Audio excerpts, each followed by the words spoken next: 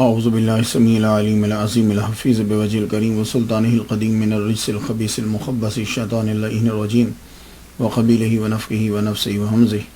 بسم اللہ الرحمن الرحیم۔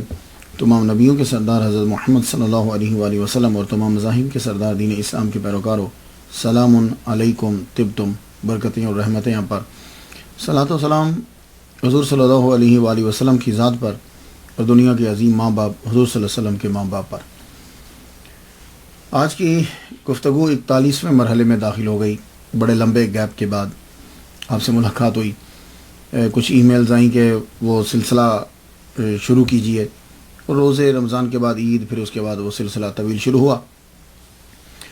آج جو گفتگو کر رہے ہیں مولانا جلال الدین رومی حنفی صدیقی قلندر رحمۃ اللہ علیہ پر۔ مولانا روم کے نام سے یہ مشہور ہوئے۔ پیدائش آپ کی جو ہے وہ 1207 عیسوی میں ہے، جس کا یہ 2013 جا رہا ہے، اور وصال آپ کا 1273 عیسوی کے اندر ہے۔ تو گویا کہ آپ نے 66 سال جو ہے وہ عمر پائی، 66 ایئرس۔ جائے پیدائش آپ کا جو ہے وہ بلخ ہے، یہ بلخ اب افغانستان کے اندر ہے، اور یہ افغانستان کا بہت پرانا قدیم ترین جو بلخ جو ہے یہ شہر ہے، اور یہ اسے مارکو پولو نے بھی اس کا تذکرہ کیا ہے، اتنا قدیم ہے، اور اس نے اسے نوبل اینڈ گریٹ سٹی جو ہے وہ قرار دیا۔ گفتگو شروع کرنے سے پہلے مولانا رومی رحمۃ اللہ علیہ، جنہوں نے مثنوی لکھی ہے، ان کا خاندانی بیک گراؤنڈ ذرا آپ کی نظر میں آ جائے۔ جلال الدین محمد خوارزم شاہ کا چچا علاء الدین محمد خراسان کا بادشاہ تھا۔ اللہ تعالیٰ نے اسے چاند سی بیٹی عطا کی، اس کی پرورش کی، اسے پڑھایا۔ جب وہ جوان ہو گئی، اب فکر ہوئی کہ میں اپنی بیٹی کی شادی کر دوں، تو اپنے وزیر سے بولتے ہیں کہ یار کوئی ڈھونڈو جا کے کہ جو خاندان ہمارا ہم پلہ ہو، تاکہ میں اپنی بیٹی کا بیاہ اس کے ساتھ کر دوں۔ وزیر نے کہا ڈھونڈنے کی کیا ضرورت ہے، عالم پناہ جو عالم ہے، جو صاحب علم ہے، وہ بادشاہوں کا ہم پلہ ہوتا ہے، تو آپ کو ڈھونڈنے کی ضرورت ہی نہیں۔ ہمارے شہر کے اندر، بلخ کے اندر، مشہور عالم جلال الدین حسین صدیقی رحمۃ اللہ علیہ، ان کا بتایا کہ جلال الدین ہے، ان سے بڑا اس وقت کوئی عالم نہیں ہے۔ 30 سال آپ کی عمر تھی، اور پورے علاقے میں سب سے بڑے عالم، علم میں سب سے بلند، زہد میں سب سے بلند، بھری جوانی کے اندر 30 سال کی عمر میں آدمی ینگ ہوتا ہے، تو اس اتنی عمر کے اندر آپ کا شوہرہ بلخ کے اندر۔ علم کی دولت سے اللہ تعالیٰ نے ان کو مالا مال کیا، اور اپنے ہم عصر سے سبقت لے گئے۔ فخر الدین رازی، رضی الدین نیسابوری جیسے لوگ ان کے شاگرد رہے۔ اللہ تعالیٰ نے زہد، علم دونوں عطا فرمائے، بس ایک سنت باقی رہ گئی تھی۔ وہ سنت کیا ہے؟ محمد مصطفیٰ صلی اللہ علیہ وآلہ وسلم کی وہ سنت، النکاح من سنتی فمن رغب عن سنتی فلیس منی، نکاح میری سنت ہے، بس یہ رہ گیا۔ تو جب بادشاہ تلاش کر رہا ہے کہ میں اپنی بیٹی کے لیے بر تلاش کروں، تو اللہ تعالیٰ نے کیا کرم فرمایا، محمد مصطفیٰ صلی اللہ علیہ وآلہ وسلم اس کی خواب میں آئے اور کہنے لگے کہ تم اپنی بیٹی کا نکاح جو ہے وہ جلال الدین حسین سے کر دو۔ اور جلال الدین حسین ان کے خواب کے اندر محمد مصطفیٰ صلی اللہ علیہ وآلہ وسلم پہنچے، تو آپ نے فرمایا کہ جب تمہیں نکاح کا وہ کہے علاء الدین، تو تم اس کی بیٹی سے نکاح کرنے کی حامی بھر لینا۔ اللہ اکبر جل شانہ۔ تو جو ہی وزیر جو ہے وہ پیام لے کر آیا، تو آپ نے قبول فرما لیا، بڑی دھوم دھام سے نکاح ہوا۔ عالم پناہ کی بیٹی کا بیاہ عالم سے ہو گیا، اور یہ کون ہے؟ مولانا جلال الدین رومی رحمۃ اللہ علیہ کے دادا ہیں۔ کچھ سمجھ میں آ رہی نا؟ تو مولانا روم کو سمجھنے کے لیے پہلے ذرا تھوڑا سا بیک گراؤنڈ سمجھ میں آئے. یہ کون ہے؟ مولانا جلال الدین رومی رحمۃ اللہ علیہ کے دادا. اور جب شادی ہو گئی تو اللہ تعالیٰ نے ان کو ایک فرزند عطا فرمایا. فرزند کا نام رکھا بہاؤ الدین ولد. بیٹے کی عمر صرف 2 سال ہوئی کہ باپ کا سایہ سر سے اٹھ گیا. اب دنیا سے تشریف لے گئے. اب ماں نے بچے کو جو ہے وہ پالا. اب آپ کو معلوم ہے کہ ماں شاہی خاندان سے ہے تو بچے کی پرورش تو بڑی اعلیٰ ہوئی. تو بچہ جو ہے اس کا رجحان جو ہے وہ تخت و تاج کی طرف جانے لگا. تو والدہ ماجدہ ایک دن بہاؤ الدین انہیں لائبریری کے اندر لے گئی. جب ذرا بڑے ہو گئے نا تو لائبریری میں لے جا کے کہا بیٹے دیکھو ساری لائبریری کو دیکھو, یہ کتب کو دیکھو. تو کہا اماں یہ کس کی کتب ہے, مجھے لائبریری میں کیوں لائی ہو؟ کہا بیٹے تو 2 سال کا تھا, تیرے والد گرامی دنیا سے چلے گئے, یہ لائبریری ان کی ہے. وہ بہت بڑے علامہ تھے اور ان کے علم کی وجہ سے میرا نکاح ان کے ساتھ ہوا. کہنے لگے اچھا ماں, کہاں وہ بہت بڑے عالم تھے, تو بیٹے تمہیں بھی ان کی طرح بننا ہے. یہ شہزادوں کے ساتھ تمہیں نہیں پھرنا, ان کے ساتھ اپنے وقت کو ضائع نہیں کرنا. تو یہ بہاؤ الدین اب ان کے اندر شوق پیدا ہوا کہ میں اپنے ابا کی طرح پڑھوں, میں اپنے والد کی طرح بڑا علامہ بنوں. تو پھر انہوں نے علم حاصل کرنا شروع کیا, خوب پڑھا. ننہال کی طرف سے دولت, ددھیال کی طرف سے علم. تو آپ نے خوب جی لگا کے جب پڑھا تو اپنے والد کی طرح آسمان علم کے آفتاب بن کر چمکے. جب فارغ و تحصیل ہو گئے تو اب چاہا ننہال نے کہ آپ تخت و تاج کے مالک بنے, وارث بنے, اسے سنبھالیں, لیکن آپ نے اپنی والدہ کے کہنے پر اسے نہیں سنبھالا. تو جب آپ پڑھ کر واپس آتے ہیں تو تخت و تاج کو چھوڑ دیا, دوسروں کے حوالے کر دیا, خود وہاں پڑھانے لگے. اب جب پڑھاتے ہیں تو آدمی اللہ تعالیٰ کی طرف سے خاص فضل ہوتا ہے تو آدمی مشہور ہوتا ہے, ورنہ علم سب کے پاس ہے. یہ بات یاد رکھیے, کوئی خاص چیز ہوتی ہے کہ اللہ تعالیٰ اس کو چڑھا دیتا ہے, کوئی سبب پیدا کر. یہ بہاؤ الدین کون ہے؟ یہ مولانا روم کے والد گرامی ہیں. جب یہ پڑھ کر آئے تو اب ان کی شہرت کا سبب کیا بنا. اب کا معلوم ہے کہ جب آدمی کوئی مقام حاصل کر کے کہیں آتا ہے تو ارد گرد کے لوگ حاسدین, خاص طور پر جو اس کے فیلڈ کے اندر ہیں, وہ اس کو ڈی گریڈ کرنا چاہتے ہیں, گرانا چاہتے ہیں. اور یہی حال مولانا روم کے والد گرامی کے ساتھ بھی ہے. لیکن ہوا کیا کہ جتنے اس دور کے علامہ تھے اس علاقے کے, بیک وقت سب کو ایک ہی خواب نظر آیا. وہ خواب کیا تھا؟ محمد مصطفیٰ صلی اللہ علیہ وآلہ وسلم ایک حسین تخت پر, خوبصورت تخت پر جلوہ فرما ہے. اور یہ بہاؤ الدین جو مولانا روم کے والد گرامی ہیں, یہ محمد مصطفیٰ صلی اللہ علیہ وآلہ وسلم کے دائیں طرف, اللہ اکبر جل شانہ, دائیں طرف. اور حضور صلی اللہ علیہ وسلم نے ان کو اپنے ساتھ بٹھایا. تو حضور نے فرمایا کہ آج سے بہاؤ الدین سلطان العلماء کے لقب سے پکارا جائے گا. جب حضور صلی اللہ علیہ وسلم نے ان کو سلطان العلماء کہا, اور یہ خواب سارے جتنے بڑے بڑے جید علماء تھے سب نے بیک وقت دیکھا. صبح جب اٹھے تو سب کے سب جو ہے وہ آپ کے پاس آئے اور آ کے کہنے لگے ہم نے آپ کی بیعت کرنا ہے. کہا کیا ہوئی, کیا ہوا؟ تو ان سب نے اپنا خواب بیک وقت سب نے ایک ہی خواب جو بنایا, یہ تھا آپ کی شہرت کا سبب بنا. مولانا روم کے والد گرامی, مولانا روم کے والد گرامی بہاؤ الدین جو ہیں اس دور کے اندر بادشاہ اور سب آپ سے عقیدت رکھتے تھے. لیکن معلوم ہے کیا بات, اس دور میں جلال الدین محمد خوارزم شاہ جو ہے پہلے تو بڑا عقیدت مند تھا, لیکن وہ فلسفے کی طرف چلا گیا, تصوف سے ہٹ گیا. اگر تصوف کے اندر رہتا تو پھر شاید بچ جاتا. مولانا روم کے والد گرامی تصوف کی تعلیم دیتے, اخلاق اور محبت, لوگ جو ہیں وہ ان کے گرد جمع ہوتے.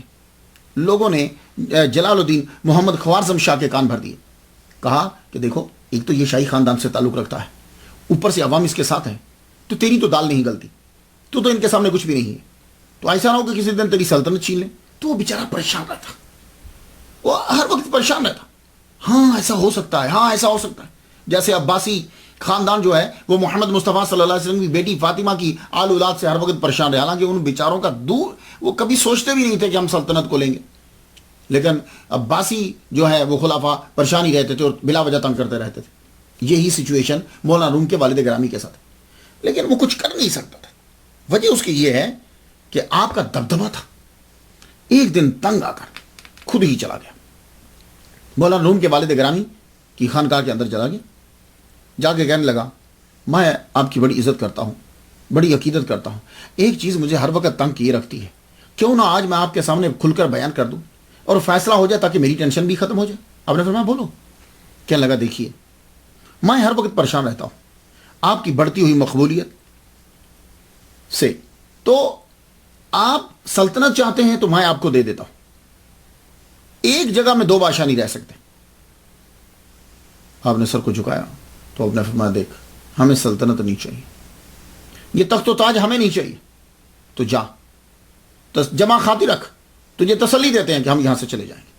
اب اس کو کچھ تسلی ہو گئی، تسلی ہوئی تو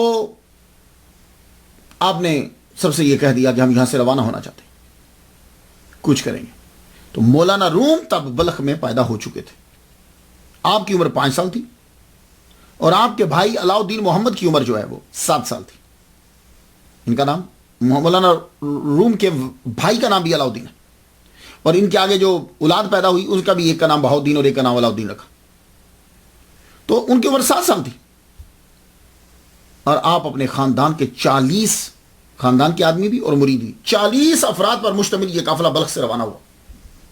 آپ جانتے ہیں کہ کتابیں کتنی تھی، لائبریری کتنی بڑی تھی، ابا کی اپنی ساری کتابیں اور سامان بھی کچھ، وہ جب لادا گیا تو 300 اونٹوں کے اوپر صرف کتابیں لا دی گئی تھی۔ اللہ اکبر، وہ لوگ کتنی محبت کرتے تھے۔ ایسے نہیں مولانا روم بن گئے، آپ جن لوگوں کا نام آج 700 اور 800 سال کے بعد بھی سن رہے ہو، اس دور کے اندر وہ اتنے عظیم ہوتے تھے کہ آپ تصور بھی نہیں کر سکتے، ایسے ان کے نام زندہ نہیں ہیں۔ 300 اونٹوں کے اوپر صرف کتابیں جو ہیں وہ جا رہی، آپ وہاں سے روانہ ہو گئے۔ یہ قافلہ جدھر اس سے گزرتا، عوام اور خواص، علماء، الفضلاء، شرفاء، سب کے سب آ کر بچھ جاتے، فیض پاتے۔ آخر کار یہ قافلہ بغداد کے اندر داخل ہونے لگا، بغداد کے قریب پہنچا، اور یہ خوارزم شاہ اور بغداد کا خلیفہ آپس میں لگتی تھی ان کی۔ تو جب یہ بلخ سے جا رہے ہیں تو بغداد کے خلیفہ نے یہ سمجھا کہ شاید یہ اس کے جاسوس بن کر آ رہے ہیں، اس کو ذرا پریشانی لاحق ہوئی۔ آپ کو معلوم ہے کہ تب شہر کے دروازے ہوتے تھے، دروازے کے اوپر روک دیا۔ کس کو بھیجا آپ جانتے ہیں؟ شہاب الدین عمر سہروردی رحمۃ اللہ علیہ، جو سہروردی سلسلے کے بانی ہیں، وہ اکثر خلیفہ کے سفیر بن کر جایا کرتے تھے۔ ان سے جب مشورہ کیا گیا تو انہوں نے کہا یہ صرف بہاؤ الدین ہے، صرف بہاؤ الدین ہی آئے ہیں۔ کیا مطلب تھا؟ کہ آپ جمع خاطر رکھیے، یہ نہ تو جاسوس بن کر آئے ہیں، نہ آپ کی سلطنت کو تباہ کرنے کے لیے آئے۔ بغداد کا دروازہ کھولا گیا، شہاب الدین سہروردی رحمۃ اللہ علیہ خود استقبال کے لیے آگے بڑھے۔ مولانا روم کے ابا کا مقام سمجھیے، اس سے اندازہ لگا لیجئے کتنا بڑا مقام ہے کہ شہاب الدین عمر سہروردی رحمۃ اللہ علیہ خود آگے بڑھ رہے ہیں، زانوؤں کو بوسہ دیا، سواری سے نیچے اترے، زانوؤں کو بوسہ دیا، موزے خود اتارے۔ اللہ اکبر۔ یہ مولانا روم کے والد گرامی کا، میں ابھی خاندان کا بتا رہا ہوں آپ کو تاکہ ان کا مقام سمجھ میں آ جائے۔ اور 7 سال چلنے لگے تو فرمان لگے کہ حضور آپ میرے گھر میں رکیے، میرے پاس آپ آئیے۔ آپ نے فرمایا نہیں، طالب علموں کے لیے مدرسہ جو ہے نا، مدرسہ، وہ بہتر ہوتا ہے۔ تو آپ نے مدرسہ مستنصریہ میں قیام کیا، اور ساتھ شہاب الدین عمر سہروردی رحمۃ اللہ علیہ ساتھ گئے، اور جب آپ وہاں بیٹھنے لگے تو آپ کے موزے خود انہوں نے اتارے۔ اللہ اکبر۔ خلیفہ نے 3000 دینار جو ہیں وہ آپ کے لیے نظر بھیجی، آپ نے لینے سے انکار کر دیا، فرمایا تیری کمائی مشکوک ہے۔ اللہ اکبر۔ مولانا روم کے والد گرامی نے 3000 دینار لینے سے انکار کر دیا۔ وہ مسافر ہیں، سفر میں تو ضرورت ہوتی، لیکن کچھ عرصہ آپ نے بغداد میں قیام کیا، اور ایک دن خود ہی فرمانے لگے شہاب الدین رکنا تو یہاں تھا، مگر یہ شہر آپ کے حوالے کیا، ہم روانہ ہوتے۔ جانتے ہو یہ کیوں؟ عبد القادر گیلانی رحمۃ اللہ علیہ اپنی زندگی کے اندر فرما گئے تھے بغداد ہم نے شہاب الدین تیرے حوالے کیا، تیرے حوالے کی۔ میں یہ اتنی مشہور یہ روایت نہیں ہے، لیکن میں نے پڑھا ضرور ہے کہ معین الدین اجمیری رحمۃ اللہ علیہ نے بھی ایک مرتبہ کہا کہ مجھے بغداد کی سلطنت دے دی جائے، آپ نے فرمایا کوئی اور مانگ لو، بغداد ہم شہاب الدین کو دے چکے ہیں۔ تو جب عبد القادر گیلانی رحمۃ اللہ علیہ شہاب الدین عمر سہروردی رحمۃ اللہ علیہ کو بغداد دے چکے ہیں تو مولانا روم کے ابا کیسے رک سکتے تھے وہاں؟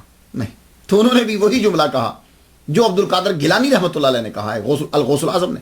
آپ نے فرمایا کہ ہم نے بغداد جو ہے یہاں رکنا چاہتے تھے لیکن ہم نے یہ شہر تیرے حوالے کیا۔ اللہ اکبر جل شان۔ روانگی سے قبل جو ہے وہ خلیفہ کی یہ آرزو تھی کہ آپ ہماری شاہی مسجد کے اندر خطبہ دیں۔ آپ نے فرمایا ٹھیک ہے، میں جمعہ کا خطبہ دیتا ہوں۔ خود خلیفہ آیا، سب علماء سب آئے۔ آپ نے جب تقریر فرمائی، اللہ اکبر جل شانہ، مولانا روم کے والد گرامی نے جب بغداد کی شاہی مسجد کے اندر تقریر فرما رہے ہیں، خود خلیفہ رو رہا ہے، لوگ رو رہے ہیں، آہوزاری اور آہو بکا ہر طرف سے شور برپا ہے۔ آپ نے پندوں نصائح فرمائی، اس کے بعد آپ وہاں سے روانہ ہوئے۔ تو بغداد سے روانہ ہوئے تو دمشق کی جانب، دمشق کی طرف بڑھ گئے۔ لوگوں نے آپ کا شاہانہ استقبال کیا۔ جب آپ دمشق میں پہنچے، وہاں قیام فرمایا، وہاں بھی، اور جہاں جہاں رکتے آپ، نصیحت اور وعظ یہ جاری و ساری رہتا، محفلیں جمتی، لوگ آتے، فیض پاتے۔ دمشق کے لوگوں نے بھی یہ کہا کہ حضور یہاں قیام کر لیے۔ آپ نے فرمایا ہمارے بچوں کا مستقبل جو ہے اور مستقل جو قیام ہے وہ کونیا کے اندر ہوگا، ہم یہاں رک نہیں سکتے۔ وہاں سے آپ پھر چل پڑے اور فرمانے لگے ہماری خاک بھی وہی ہے۔ اللہ اکبر جل شانہ۔ یعنی دمشق والے لوگ رستے میں بچھ رہے ہیں لیکن آپ فرما رہے ہیں کہ ہماری خاک کونیا میں ہے، ہماری بھی اور ہمارے بچوں کا مستقبل اور مستقل وہی ہے۔ وہاں سے آپ روانہ ہوئے، رستے میں ارزنجان میں رکے تو ارزنجان کے لوگوں نے یہ آرزو کی کہ حضور آپ رک جائیے۔ فرمانے لگے رکیں گے تو نہیں، ہاں یہ کر سکتے ہیں کہ اپنے قیام کو طویل کر دیں۔ تو قیام طویل ایک شرط میں ہو سکتا ہے کہ تم لوگ مدرسہ بناؤ۔ اگر تم یہاں مدرسہ بناتے ہو تو ہم یہاں رکیں گے جب تک کہ وہ مدرسہ چل نہیں جاتا، جب وہ مدرسہ چل جائے گا تو ہم بھی چل پڑیں گے۔ تو ارزنجان والوں نے، وہاں کے وزیر نے یہ کہا کہ ہم ہی بھرتا ہوں، مدرسہ ہم بنائیں گے، آپ رکے۔ وہاں پڑھاتے رہے اور جب مدرسہ چل پڑا تو اساتذہ کے حوالے کر کر آپ وہاں سے چل پڑے۔ تو ایک بات عرض کرنا چاہوں گا کہ یہ جو مولانا روم بلخ میں پیدا ہو چکے ہیں، 5 سال کی عمر میں وہاں سے چل پڑے، تو آپ سمجھتے ہیں کہ سفر کے اندر ہیں جیسے گاڑی میں ہمارا بچہ ہوتا نہیں، یہ رستے میں پڑھتے بھی جا رہے ہیں۔ ان کے سب سے بڑے استاد ان کے والد گرامی ہیں۔ پھر والد گرامی جس مدرسہ میں رکتے ہیں، جہاں پڑھاتے ہیں اور جہاں وہ خود رکتے ہیں، تعلیم آپ کی جاری و ساری ہے، ساتھ ساتھ تعلیم چل رہی ہے، تعلیم سٹاپ نہیں کر رہی، تعلیم رکی نہیں۔ تو جب ارزنجان سے اب روانہ ہوئے، پھر آپ سیدھا کونیا میں پہنچے۔ کونیا میں سلطان علاء الدین کیقباد اس کی حکومت تھی۔ تو آپ گھوڑے سے، وہ خود آیا استقبال کے لیے۔ جب آپ کونیا کی حدود میں داخل ہوئے جو ترکی میں ہے، اب ترکی میں، گھوڑے سے نیچے اترا، استقبال کیا اور آپ کو خوش آمدید کہا اور آپ کے آنے کی خوشی کا اظہار کیا۔ آپ کے آنے پر اللہ اکبر جل شانہ، اور ان کے لیے اسپیشل ایک مکان بنایا گیا، وہاں آپ کو ٹھہرایا گیا۔ اس مکان کے قریب ہی پھر مدرسہ بھی بن گیا۔ یہ تھی آپ کی کونیا کے اندر آمد۔ آپ نے جب مستقل قیام یہاں کونیا کے اندر کر لیا تو اب تعلیم و تدریس کی طرف مستقل دھیان دے دیا۔ اب آپ کے بچے بھی پڑھنے لگے اور دوسرے لوگ بھی آ کر آپ کے پاس پڑھنے لگے۔ اب مولانا روم اور اپنے بچوں، دونوں بچوں اور باقیوں کے بچوں، سب کے اوپر تعلیم دینا۔ اب کے مریدین بھی ساتھ ہیں، مریدین کے بچے بھی ساتھ ہیں، اور اب تعلیم شروع ہو گئی۔ مولانا روم جو ہیں ابتدا ہی سے آپ کو تصوف، ابتدا ہی سے اولیاء کرام سے محبت، بچپن ہی سے آپ کا لگاؤ دین کی طرف۔ مولانا روم کے والد گرامی آپ کے پہلے استاد۔ مولانا روم یہ فرماتے ہیں کہ میں بچپن ہی سے فجر کی نماز کے اندر انا اعطیناک الکوثر بڑا پڑھتا تھا میں، اور جب میں انا اعطیناک الکوثر پڑھتا تھا تو میں روتا تھا، یہ میری عادت بن گئی۔ انا اعطیناک الکوثر فصلی لربک وانحر ان شانئک هو الابتر، میں فجر کی نماز میں پڑھتا اور میں روتا رہتا۔ ایک دن روتے روتے میں بے ہوش ہو کے گر پڑا اور مجھے اسی میں آواز سنائی دی، مجاہدہ ختم، مشاہدہ شروع۔ اور آپ کے بیٹے جو ہیں، مولانا روم کے بیٹے، جن کا نام، ان کا نام بھی بہاؤدین ہے، ابا کا نام بھی ہے اور بیٹے کا نام بھی آپ نے بہاؤدین رکھا۔ وہ کہنے لگے کہ میرے والد گرامی مولانا روم یہ کہا کرتے تھے کہ 5 سال کا تھا میں تھا تو میرا نفس مر گیا تھا، اب آپ خود بتائیے، ہمارے نفس جا کے کہیں 40 سال میں بھی نہیں مرتے. میں 5 سال کا تھا تو میرا نفس مر گیا تھا. تو میں نے پھر عرض کی ابا حضور پھر اتنے مجاہدے کیوں کیے؟ کہنے لگے یہ نفس بڑا عیار ہے، کسی اور طرف سے حملہ نہ کر دے، اس لیے میں مجاہدے کرتا رہتا تھا. دیکھا آپ نے، 5 برس کی عمر میں نفس مر گیا. تو پہلے استاد جو ہیں مولانا روم کے، ان کے ابا ہیں بہاؤالدین، ان کے ابا کا نام بھی بہاؤالدین ہے، سلطان العلماء بہاؤالدین. اس کے بعد دوسرے بڑے استاد جو ہیں وہ سید برہان الدین ترمذی رحمۃ اللہ علیہ ہیں. یہ ہیں دوسرے بڑے استاد، سید برہان الدین ترمذی رحمۃ اللہ علیہ جو ہیں. انہوں نے بچپن میں آپ کی پرورش بھی کی ہے اور آپ کو پڑھایا بھی ہے. اور یہ سید برہان الدین رحمۃ اللہ علیہ جو ہیں یہ مرید خاص اور شاگرد بھی ہیں سلطان العلماء برہان الدین رحمۃ اللہ علیہ کے، یعنی مولانا روم کے ابا کے. تو سید برہان الدین رحمۃ اللہ علیہ کہتے ہیں کہ مولانا روم جب چھوٹے تھے تو میں ان کو اپنے کندھے پہ بٹھا لیتا تھا، اور جب میں کندھے پہ بٹھاتا تھا تو پھر کیا ہوتا تھا، عالم جذب میں اور وجد میں میں ان کو عرش کے اوپر لے جاتا تھا. تو جو بچہ بچپن میں ہی عرش کی سیر کر رہا ہے، بڑا ہو کر اس کا عالم کیا ہوگا؟ یہ سید برہان الدین ترمذی رحمۃ اللہ علیہ کا قول.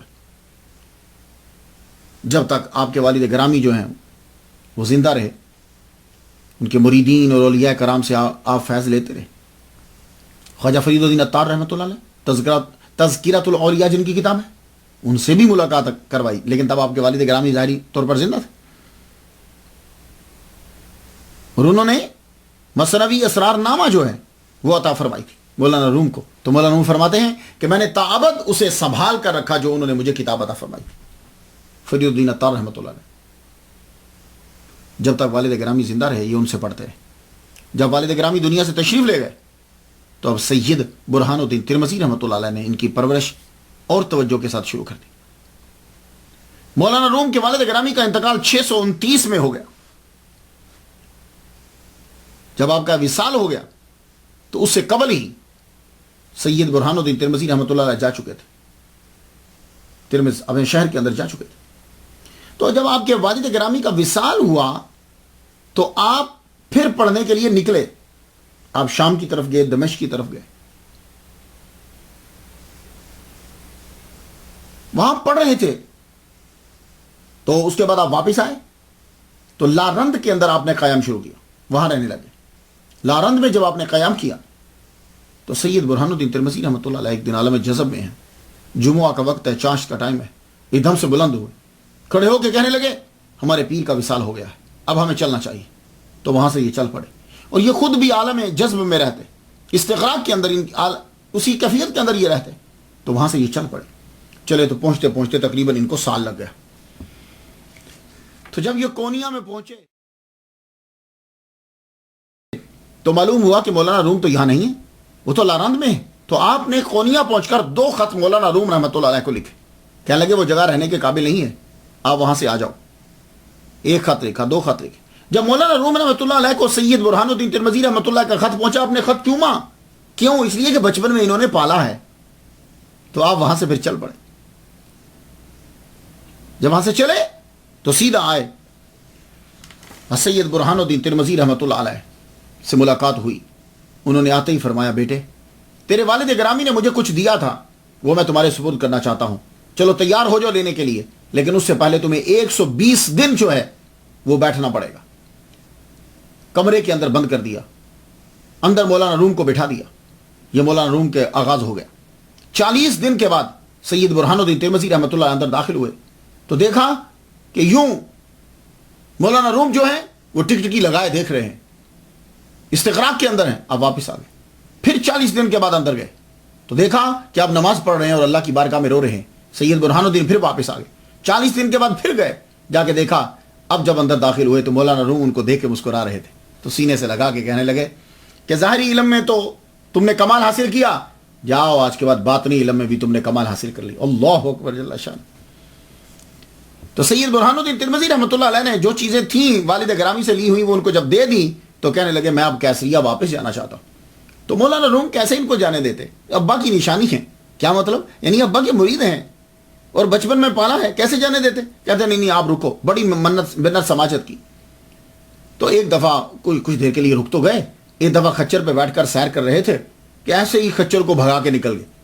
اور جو ہی خچر کو بھگانے لگے تو ایک دم سے اوپر سے نیچے گر گئے اور پاؤں کی ہڈیاں ٹوٹ گئی.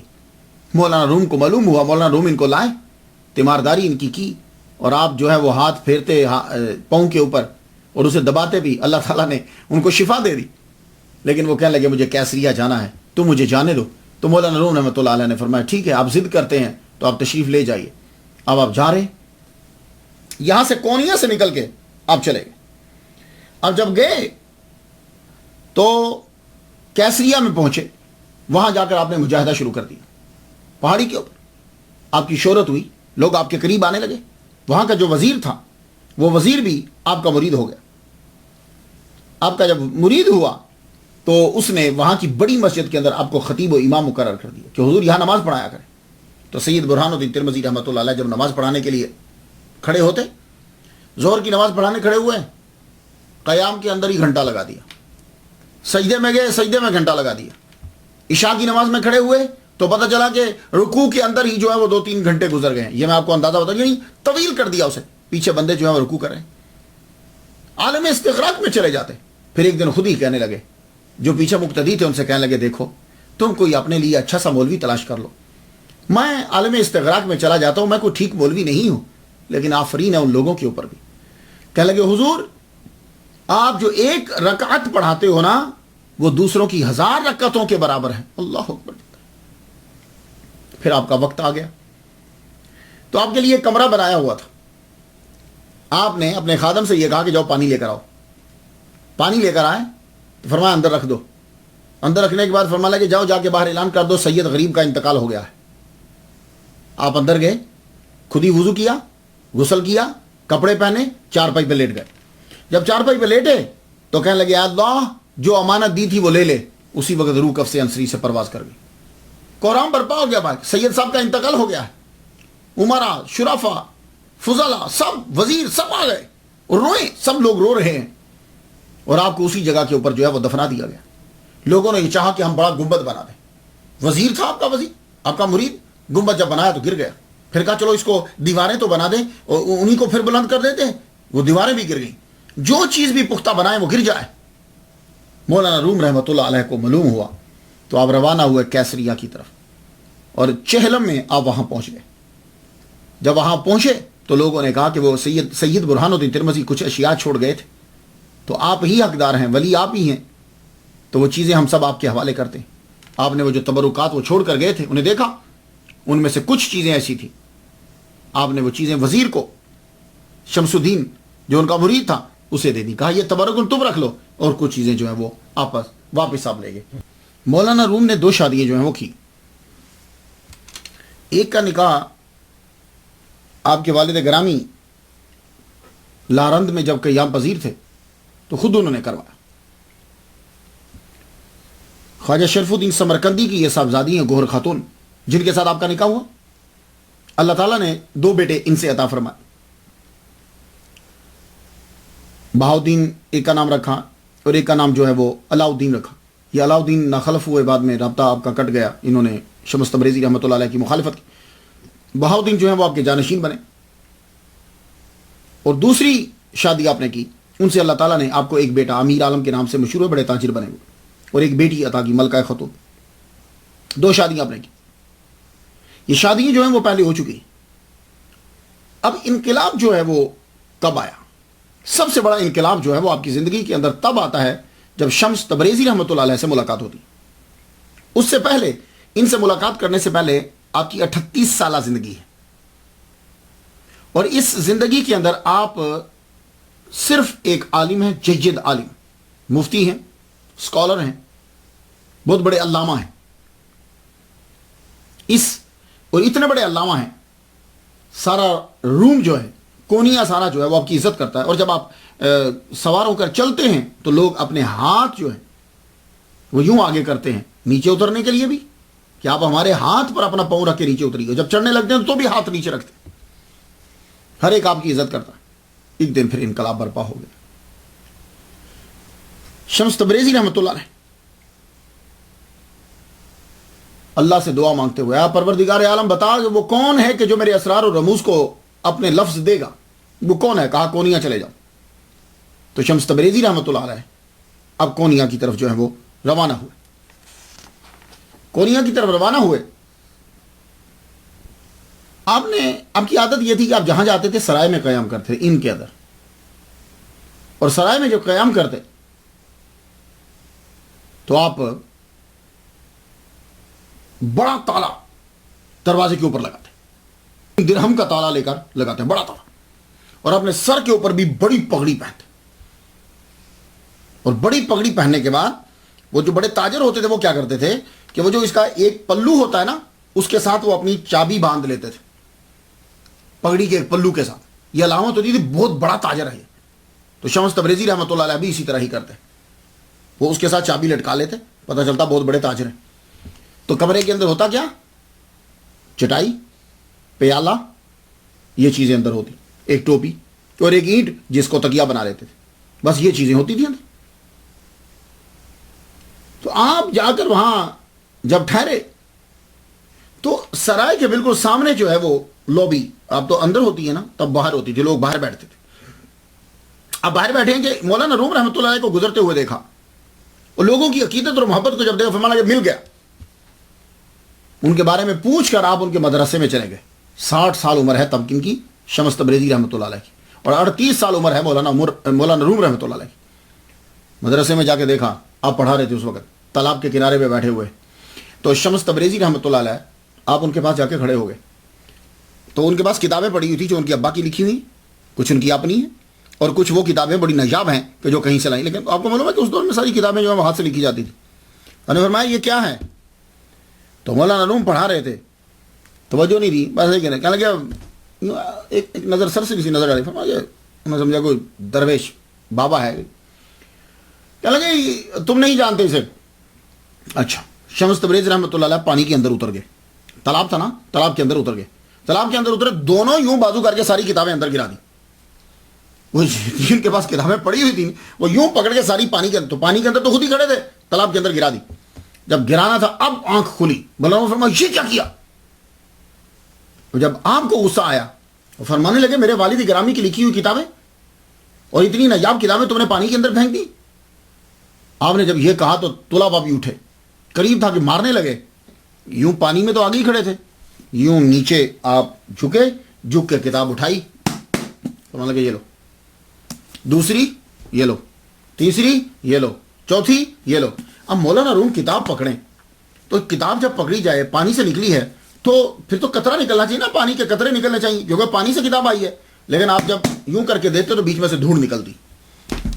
وہ ان کی ہاتھ کی لکھی جو پاس کتابیں تھوڑی سی رکھی ہوئی تھی، وہ جب آپ پکڑا چکے تو اب آپ پانی میں سے باہر آ گئے، باہر آ کے چل پڑے. مولانا روم کہنے لگے بابا رکو، یہ کیا تھا، یہ کیا کیا؟ کہا یہ وہ ہے جو تم نہیں جانتے. بھائی اتنا کہہ کے نکل گئے. جا کے پھر سرائے میں جا کے قیام کر لیا اور ویٹ کرنے لگے کہ لازمی یہاں سے گزر ہوگا. تو مولانا روم رحمۃ اللہ علیہ پھر ایک دن وہاں سے گزرے. آئینہ فروشوں کے مدرسے سے واپس آ رہے تھے کہ وہاں سے گزرے. جب وہاں سے گزرے تو شمس تبریزی رحمۃ اللہ علیہ، ایک جگہ شمس الدین بھی لکھا ہوا ہے، شمس تبریزی رحمۃ اللہ علیہ جو ہے وہ آگے بڑھے. آگے بڑھ کے لجام کو پکڑ لیا، لگام کو جب پکڑا تو کہنے لگے ایک مسئلہ تو بتانا. مولانا روم نے بھی دیکھ لیا بابا وہی ہے. آپ بھی رک گئے، طلباء ساتھ تھے، بندے بھی کھڑے ہو گئے. مطلب یہ بایزید بستامی رحمۃ اللہ علیہ بڑے ہیں یا حضور پاک بڑے ہیں؟ مولانا روم نے کہا بایزید بستامی رحمۃ اللہ علیہ چھوٹے ہیں، حضور پاک بڑے ہیں. تو کہا اگر حضور پاک بڑے ہیں تو پھر یہ بایزید بستامی نے سبحانی معظم شانی کیوں کہا؟ انا سلطان السلاطین کیوں کہا؟ اور محمد مصطفیٰ صلی اللہ علیہ وآلہ وسلم کہہ رہے ہیں کہ اللہ میں تجھے تیری معرفت پہچان نہیں سکا جیسے حق ہے. تو آپ نے جب جواب دیا، آپ کا جواب جو یہ تھا کہ ان کی پیاس مختصر تھی، ایک گھونٹ میں پوری ہو گئی، اور محمد مصطفیٰ صلی اللہ علیہ وسلم کی پیاس سمندر بھی پوری نہیں کر سکتے. بھائی یہ جملہ کہنا تھا کہ شمس تبریزی رحمۃ اللہ علیہ دھڑم سے نیچے گر گئے. مولانا روم نے فرمایا ان کو اٹھا کے مدرسہ میں لے چلو. طلباء نے اٹھایا تو اٹھا کے مدرسہ میں لے گئے.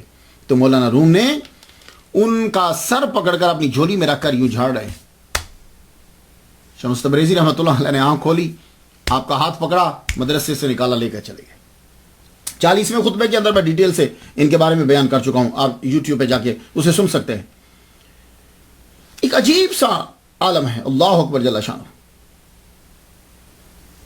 تو آپ کو پکڑ کر وہاں سے لے گئے. کہاں لے کر گئے؟ شیخ صلاح الدین زرکوب کی دکان کے اندر لے گئے. زرکوب یہ جو ورق بناتے ہیں نا ان کو زرکوب کہتے ہیں. سونے چاندی کے ورق دیکھیں نا وہ کھیر کے اوپر لگائے جاتے ہیں. اندر جا کر چلے میں بیٹھ گئے. 6 ماہ تک اندر بیٹھے رہے. Can you believe? 6 ماہ تک کسی کو پرمیشن نہیں تھی کہ وہ اندر آ جائے. 6 ماہ تک شمس الدین تبریزی رحمۃ اللہ علیہ اور مولانا روم اندر بیٹھے رہے. پیچھے یونیورسٹی 6 ماہ کے لیے بند. نہ واز، نہ نصیحت، نہ تقریر، نہ تعلیم، نہ تدریس، کوئی شے نہیں، سب ختم.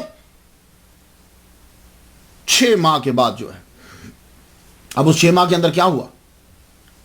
ابھی چونکہ ابتدا تھی، کسی کی ہمت نہیں پڑ رہی کہ ہو کیا گیا، بس صرف باتیں ہی جاری تھی. وہ ایک بابا آیا تھا، پتہ نہیں وہ کون ہے.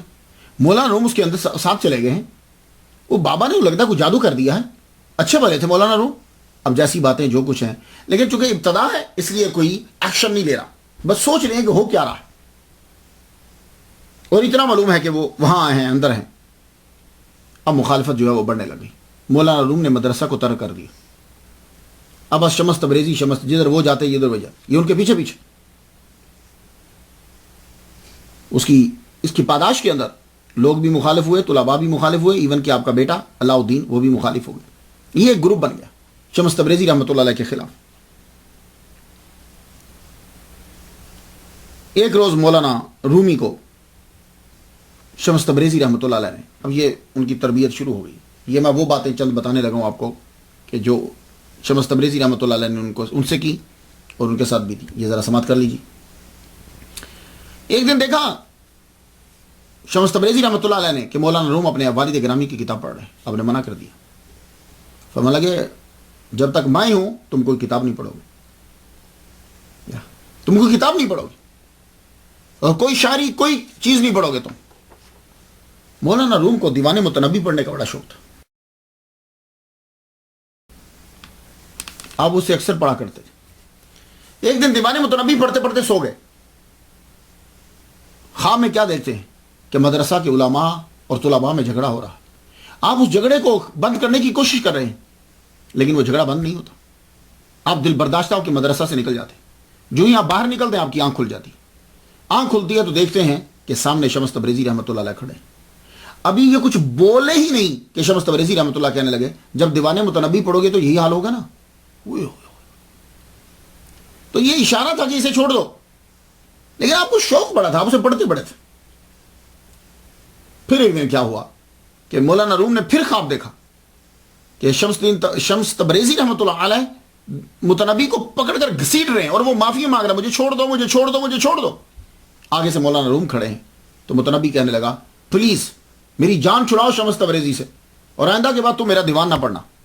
اس کے بعد مولانا روم رحمۃ اللہ علیہ نے دیوان متنبی نہیں پڑھا. تو شمس تبریزی رحمۃ اللہ علیہ نے ساری چیزیں ان کو چھڑا دی جب تک کہ وہ تربیت کر رہے. مولانا رومی نے سفید امام پہننا شروع کر دیا اور ریاضت و مجاہدے میں مشغول ہو گئے. لوگ جو ہیں وہ شمس تبریزی کے مخالف ہو گئے کہ اچھی بلی یونیورسٹی چل رہی تھی، اچھا بلا کام چل رہا تھا، اس جادوگر بابا نے آ کر ہمارے مولوی صاحب کو چھین لیا. اور ہمیشہ ان کی خلوت نشینی رہتی. ایک دفعہ کا واقعہ میں آپ کو سنا دیتا ہوں.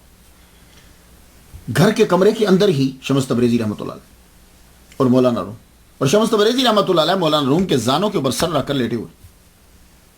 تو بیوی نے کہا میں دیکھوں تو اسی باتیں کیا کرتے ہیں. تو مولانا روم کی بیوی جو ہے وہ روزن میں سے دیکھنے لگی. یہ صبح کی بات ہے، یعنی جب اشراق چاشت کے بعد کی ٹائم. اب وہ دیکھنے لگی تو دیکھتی ہیں کہ شمس تبریزی رحمۃ اللہ علیہ لیٹے ہوئے. 6 رجال الغیب، یوں 6 بندے جو ہیں وہ اترتے ہی انہوں نے گلدستے پھولوں کے آپ کی بارگاہ میں پیش کیے اور دزانوں ہو کر مولانا روم کے اور شمس تبریزی رحمۃ اللہ کے سامنے بیٹھے رہے. یہ مولانا روم کی زوجہ محترمہ دیکھ رہی. پھول جب دیے، ظہر کی نماز کا وقت ہوا تو مولانا روم کہنے لگے حضور اٹھیے نماز پڑھائیے. کہنے لگے نہیں نماز تم ہی پڑھو. تو جب نماز پڑھنے کے لیے اٹھے تو وہ مولانا روم کی زوجہ محترمہ وہ بھی ہٹ گئی، نماز پڑھنے کے لیے چلی گئی. نماز جب ہو گئی رجال الغیب چلے گئے. جب وہ چلے گئے تو مولانا روم کمرے میں آئے گھر. فرمان لگے آتے ہی وہ پھول دیے اپنی زوجہ کو اور کہا کہ یہ پھول جو ہے وہ تم سنبھال لو. یہ پھول اللہ تعالیٰ نے دیے ہیں اور فرشتے لے کر آئے، اور ان پھولوں کے اندر بڑی طاقت ہے، بڑی تقویت ہے آنکھوں کے لیے خاص طور پر. وہ پھول دے کے چلے گئے تو زوجہ محترمہ نے اپنے بیٹے بہاؤدین کو کہا جا کے پتا تو کرو کہ یہ پھول ہیں کیا. عطار پنساری کی دکان کے اوپر، حکیم سے طب کی جو دکان ہوتی ہے طبیبوں کی، آپ وہ لے کر چلے گئے. وہاں جب پھول دکھائے تو وہ عطار کہنے لگا میں نے اپنی پوری زندگی کے اندر اس قسم کے پھول دیکھے ہی نہیں ہیں. قریب ہی ایک بہت بڑا تاجر بیٹھا ہوتا شرف الدین کہ جو ہندوستان بھی جایا کرتا تھا اور دور دراز علاقوں سے چیزیں لاتا تھا، دوائیں میڈیسن جو بنائی جاتی ہیں. وہ کہنے لگا یہ پھول میں نے ہندوستان میں دیکھا ہے، وہاں کے باغوں میں یہ پھول میں نے دیکھا ہے. بس وہ اتنا پوچھ کے واپس آ گئے. تو مولانا روم نے بھی یہ فرما دیا کہ یہ اللہ تعالیٰ کی طرف سے ہیں اور اس سے آنکھوں کو تقویت ملتی. تو ساری زندگی آپ کی زوجہ محترمہ نے اس گلدستے کو اپنے پاس رکھا. ایک دفعہ حاکم وقت جو ہے اس کی بیٹی کی آنکھیں جو ہیں وہ ان میں جب درد ہوا تو مولانا روم کی زوجہ محترمہ نے کچھ پتیاں اس کو دے دی تاکہ اس کی آنکھیں ٹھیک ہو جائیں. یہ میں نے آپ کو ایک بات بتلائی، صرف اتنا ہی ہوتا ہے کہ محفل میں بیٹھے ان کے خلوت نشینی ہوتی تھی. شمس تبریزی رحمۃ اللہ علیہ تربیت کرتے جا رہے ہیں، اسرار و رموز دیتے جا رہے ہیں، سب چیزیں بند پڑی. لوگ جو ہیں شمس تبریزی رحمۃ اللہ علیہ کی جان کے دشمن ہو گئے، بابا کی بے عزتی کرنا شروع کر دی، سر عام گالیاں دینے لگ گئے، اور آپ کا بیٹا بھی یہ ساتھ میں ہوتا تھا.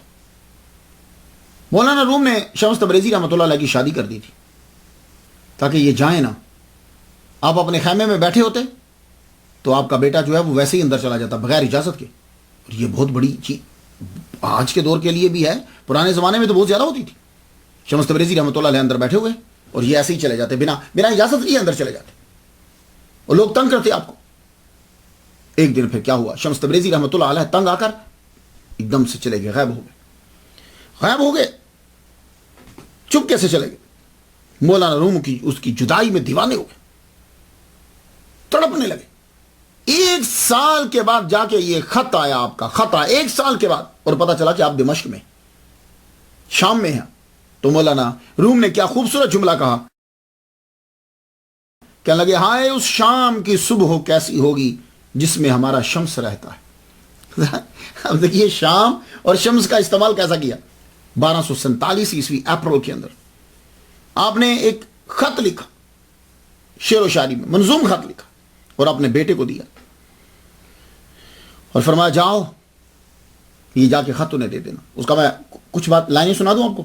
کہنے لگے آپ جب سے روانہ ہوئے ہیں ہم شہد سے موم کی طرح جدا ہو چکے، رات بھر دیے کی طرح سلگتے رہتے ہیں. آپ اپنی توجہ ہماری طرف پلٹ دیں. آپ کی ملاقات کے بنا سما حرام ہے، فقط شیطانی عمل و مشغلہ ہے. آپ کے بنا ایک غزل نہیں کہی جا سکتی، اور آپ وہ ہیں کہ شام اور روم آپ پہ فخر کرتے ہیں. اور اپنے بیٹے بہاؤدین سے یہ کہا کہ یہ لے جاؤ پیسے، 1000 دینار دیے اور کہا یہ سب کچھ نچھاور کر دینا.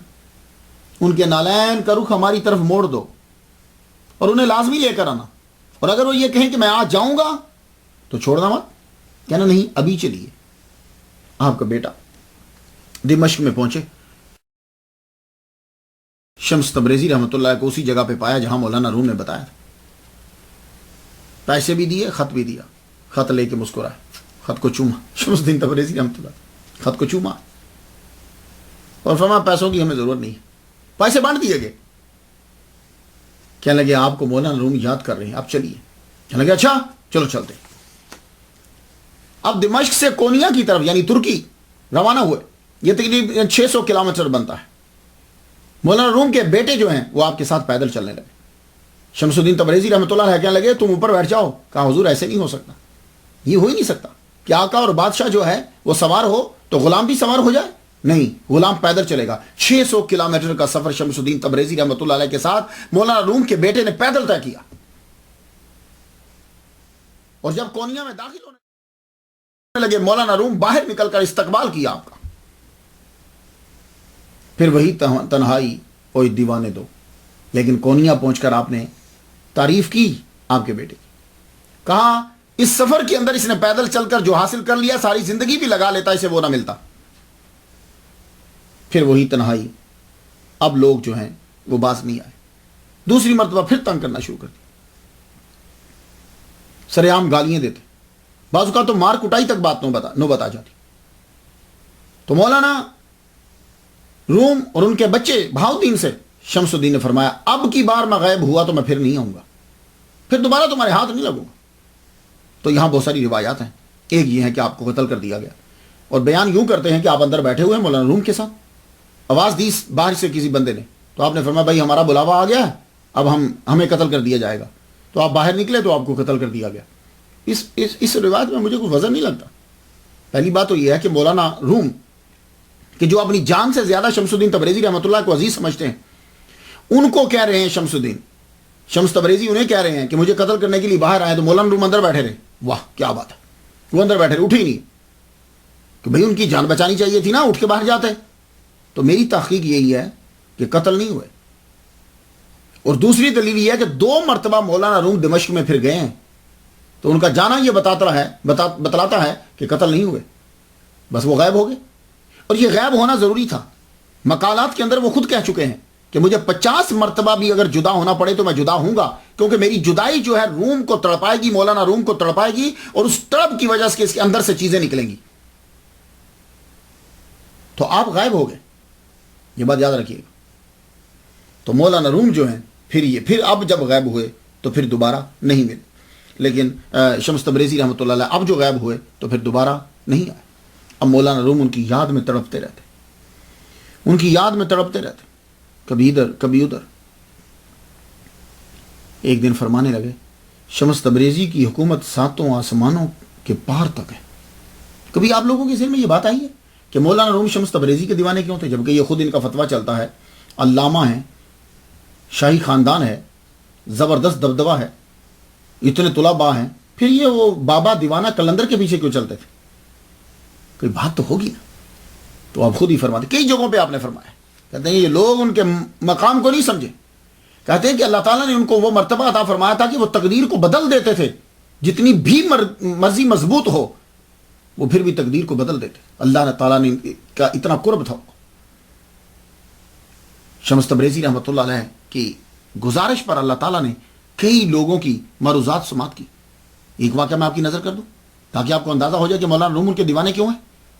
شمس تبریزی رحمۃ اللہ علیہ فرماتے ایک بہت بڑے کتب تھے، ولی اللہ تھے کہ جن کے 1000 مرید تھے، اور ہر مرید واصل تھا، یعنی قرب کے مقام پہ فائز تھا.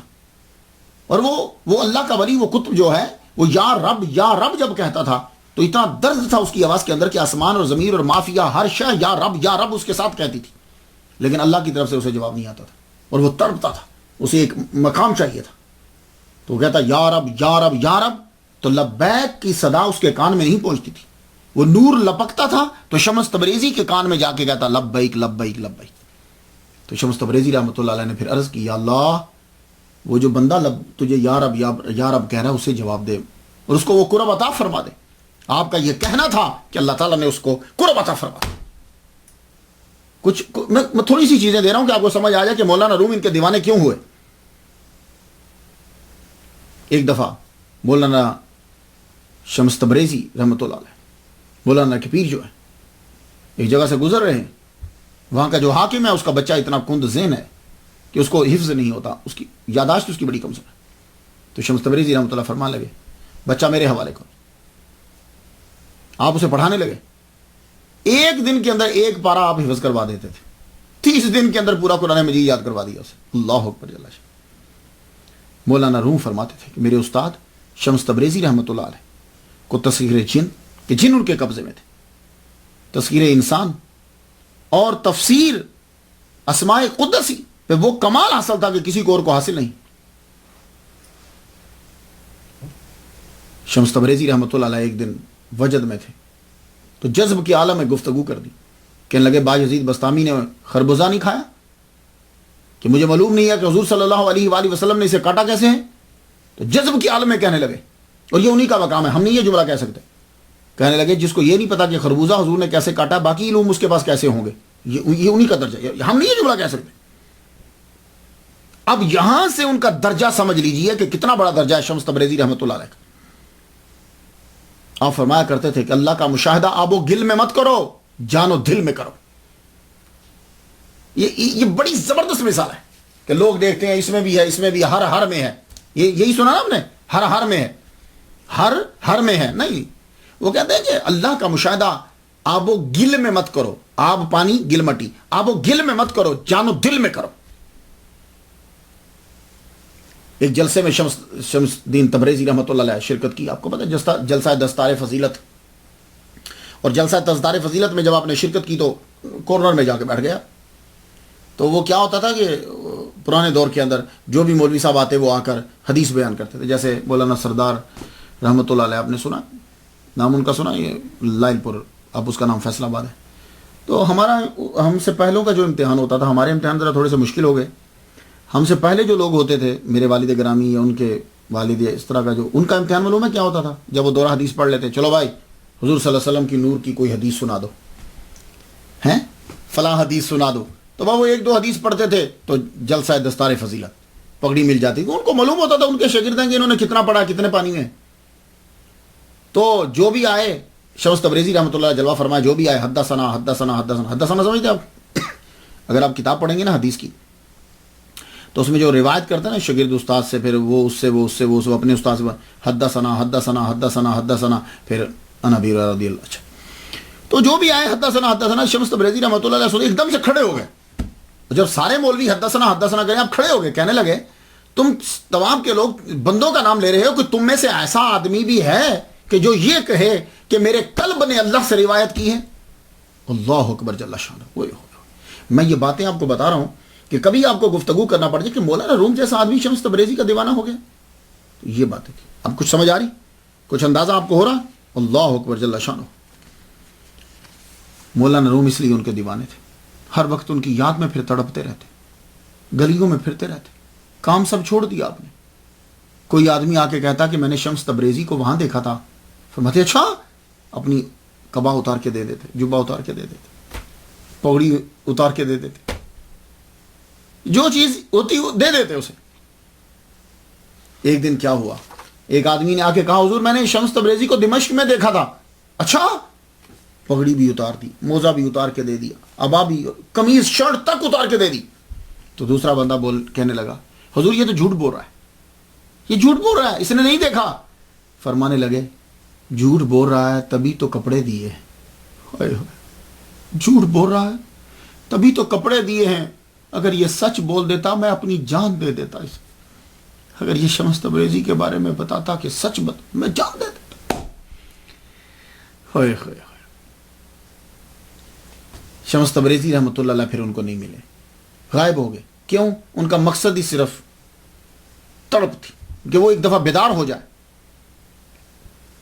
اب کیا ہوا کہ آپ اسی وجد میں، اسی تڑپ میں اور جذب میں گلیوں میں یوں گھومتے رہتے تھے. آپ کا رقص ہوتا تھا، گھومتے رہتے. ایک دن گلی سے گزر رہے ہیں، اس گلی کے اندر دکان تھی شیخ صلاح الدین زرکوب رحمۃ اللہ علیہ کی. یہ شیخ صلاح الدین زرکوب رحمۃ اللہ علیہ مرید ہیں سید برہان الدین ترمذی رحمۃ اللہ علیہ، اور سید برہان الدین ترمذی رحمۃ اللہ علیہ یہ مرید ہیں مولانا روم کے ابا کے. تو گویا کہ شیخ صلاح الدین زرکوب رحمۃ اللہ علیہ ہم مکتب ہیں، ہم سبق ہیں، ہم استاد ہیں. یہ کیا انہوں نے خود کو چھپا لیا تھا. اور یہ کیا کرتے تھے؟ زرکوب سمجھتے ہیں کہ وہ نیچے رکھ کے نا سونا یا چاندی اس کے ورک بناتے، اس کو کوٹتے، اس مارتے. مولانا روم ان کی دکان کے آگے سے گزرے تھے، وہ جو چوٹ پڑ رہی تھی اس چوٹ پہ آپ کو وجد آ گیا، آپ وہیں رقص کرنے لگے، رقص کر رہے ہیں. تو شیخ صلاح الدین زرکوب رحمۃ اللہ علیہ نے اپنے نوکروں سے یہ کہا چوٹ میں کمی نہ ہو، بس کوٹتے جاؤ. یہ چوٹ ٹھک ٹھک کیسے لگتی رہنی چاہیے. اب آپ کو پتا کہ ٹھک ٹھک، اب وہ ایک لمٹ تک اس کو مارنا ہوتا ہے چاندی کو اور سونے کو، اس کے نہیں تو اس کے بعد پھٹ کے وہ ٹوٹ جائے گی، گر جائے گی نیچے. سونا اور چاندی ضائع ہوتا رہا، لیکن وہ جو چوٹ تھی اس کی آواز میں کمی نہیں کی، نہ اس کو بند کیا. مولانا روم رحمۃ اللہ علیہ رقص کرتے رہے. جب آپ رکے پھر شیخ صلاح الدین زرکوب رحمۃ اللہ علیہ باہر آئے. مولانا نے ان کو سینے سے لگا لیا. سینے سے لگایا تو یہ پڑھتے رہے یکے گنج پدید آمد عظیم دکان زرکوبی زہ صورت زہ مانا زہ خوبی زہ خوبی. نہ جانے مولانا کی نظر میں کیا اثر تھی. شیخ صلاح الدین زرکوبی رحمۃ اللہ علیہ نے سب کچھ بیچ دیا، دکان بیچ دی، سب کچھ لٹا دی، اور آپ کے ساتھ دیوانہ وار چلنے لگے. یہ شیخ صلاح الدین زرقوبی رحمۃ اللہ، اب جیسے محفلیں جمتی تھیں شمس تبریزی رحمۃ اللہ، اسی طرح اب شیخ صلاح الدین زرقوبی رحمۃ اللہ کے ساتھ محفلیں جمنے لگ گئی، تنہائی اور گفتگو۔ اب لوگوں نے کہنے لگے یہ کیا جاہل آدمی کے ساتھ یہ پھر بیٹھنے لگ گئے ہیں، آگے اس کے ساتھ بیٹھتے تھے اب اس کے ساتھ بیٹھنے لگ گئے مولانا روم، کیا تعلق ہے اس کے ساتھ؟ تو لوگوں کا منہ بند ہو جائے تو مولانا روم رحمۃ اللہ نے شیخ صلاح الدین زرقوبی رحمۃ اللہ کی بیٹی سبیحہ سے اپنے بیٹے کا نکاح کر دیا۔ 10 سال تک محفل جمتی رہی، پھر آپ بیمار ہو گئے تو شیخ صلاح الدین زرقوبی رحمۃ اللہ علیہ 3 دن کے بعد پھر آپ کا وصال ہو گیا۔ 10 سال ان کے ساتھ جو ہے وہ محفل جمی، تو ان کو آپ نے اپنے والد گرامی کے پہلو میں دفن کیا۔ ان کے جانے کے بعد پھر آپ کی سنگت جو ہے وہ شیخ حسام الدین کے ساتھ ہونے لگی۔ یہ حسام الدین جو ہیں یہ شمس تبریزی رحمۃ اللہ علیہ کے بڑے ہی عقیدت مند مرید سمجھ لیجیے، ہر وقت آپ کی خدمت میں رہتے۔ تو ایک دن شمس تبریزی رحمۃ اللہ علیہ کہنے لگے دیکھو یار یہ سادہ خدمت سے کچھ نہیں چلے گا، کچھ کرو۔ شمس تبریزی رحمۃ اللہ علیہ نے یہ کہا اور ساتھ کہا الدین ان دا دراہم۔ آپ گئے، جتنی گھر کی چیزیں تھیں وہ بیچی، پاک تھا وہ بیچا، سامان تھا سب بیچا، ساری دولت اکٹھی کر کے لا کے آپ کے قدموں پہ نچھاور کر دی، اور آنکھوں سے آنسو جاری ہیں اور روتے جاتے ہیں۔ کہا روتے کیوں ہو؟ کہا رو اس لیے رہا ہوں کہ بادشاہ نے اس فقیر کے نذرانے کو اپنی بارگاہ میں قبول کر لیا۔ تو شمس تبریزی رحمۃ اللہ علیہ نے فرمایا جاؤ، ایسے مقام پر پہنچ گئے ہو کہ اولیاء بھی رشک کریں گے اور تیرا نام رہتی دنیا تک رہے گا، اور واقعی وہ ہوا۔ مولانا روم نے ان کو اپنا جانشین بنایا، بیٹے کو جانشین نہیں بنایا۔ اس سے اندازہ لگا لیجیے، حالانکہ مولانا روم اپنے بیٹے بہاؤالدین ان کے علم میں، ان کے ادب میں اور ان کے کمال میں کوئی کمی نہیں، لیکن یہ دعا ہے شمس الدین تبریزی رحمۃ اللہ علیہ کی کہ آپ نے حسام الدین کو اپنا جانشین بنایا، بہاؤالدین کو نہیں بنایا۔ تو مثنوی لکھنے کا سبب کیا بنا؟ اب آ جائیے، یہ جو کچھ عرصہ ہے نا شمس تبریزی رحمۃ اللہ کے ساتھ کا، پھر شیخ صلاح الدین زرقوب رحمۃ اللہ کے ساتھ کا، پھر حسام الدین کے ساتھ پہلے ابتدائی سال جو ہے اس میں مثنوی نہیں لکھی گئی۔ مثنوی لکھنے کا سبب کیا بنا؟ یہ حسام الدین سبب بنے۔ ایک دن کہنے لگے، کہتے ہیں حضور حکیم سنائی کا لوگ کلام پڑھتے ہیں، یہ بھی بہت بڑے ولی اللہ گزرے، فرید الدین عطار کی منطق الطیر پڑھتے ہیں، مصیبت نامہ مثنوی بڑی پسند کرتے ہیں، حضور آپ بھی کچھ ایسا لکھیے نا، اس طرح کی مثنوی آپ کو بھی لکھنا چاہیے۔ تو مولانا روم نے کیا کیا کہ یوں اپنی پگڑی اتاری اور بیچ میں سے ایک کاغذ نکالا، اس کے اوپر 18 اشعار لکھے ہوئے تھے۔ دیکھیں کہنے لگے آپ کے کہنے سے پہلے میں لکھ لایا ہوں، لو سنو پڑھو۔ بس اس دن سے پھر سلسلہ شروع ہو گیا۔ عشاء کی نماز پڑھنے کے بعد مولانا روم رحمۃ اللہ علیہ حسام الدین بیٹھتے اور بیٹھ کر وہ لکھواتے جاتے، یہ لکھتے جاتے۔ اس کے بعد پھر حسام الدین جو ہے وہ پڑھتے بلند آواز کے ساتھ مثنوی کو۔ یہ تھا سلسلہ شروع ہوا۔ بیچ میں کیا ہوا کہ پھر آپ کی زوجہ محترمہ کا انتقال ہو گیا۔ جب انتقال ہوا تو 2 سال تک مثنوی سٹاپ ہو گئی، رک گئی۔ اس کے بعد پھر مدتیں مثنوی تاخیر شد کہ مدت کے لیے یہ بند ہوگی۔ اس کے بعد پھر دوبارہ سے جو ہے وہ پھر سلسلہ جو ہے وہ شروع ہوا، پھر ختم نہیں ہوا کہ جب تک 6 دفتر مکمل نہیں ہو گئے۔ اب اس میں کتنے اشعار ہیں مثنوی شریف کے اندر؟ کسی نے 27,000 لکھے، کسی نے لکھا 25,577 ہیں، کسی نے لکھا 26,000 ہیں۔ خیر، تو آپ کی مثنوی پوری دنیا کے اندر مشہور ہو گئی۔ تقریباً زبانوں کے اندر مثنوی شریف کا جو ہے وہ ترجمہ کیا گیا۔ امریکہ کے اندر ایک صاحب ہیں، انہوں نے 50 سال مثنوی سیکھنے میں لگائے ہیں، اس کے بعد اس کی 22 جلدیں لکھی ہیں مثنوی شریف کے ترجمے میں امریکہ کے اندر۔ 1995 کے وسط میں یونیورسٹی آف جارجیا کے پروفیسر کولمن بارکس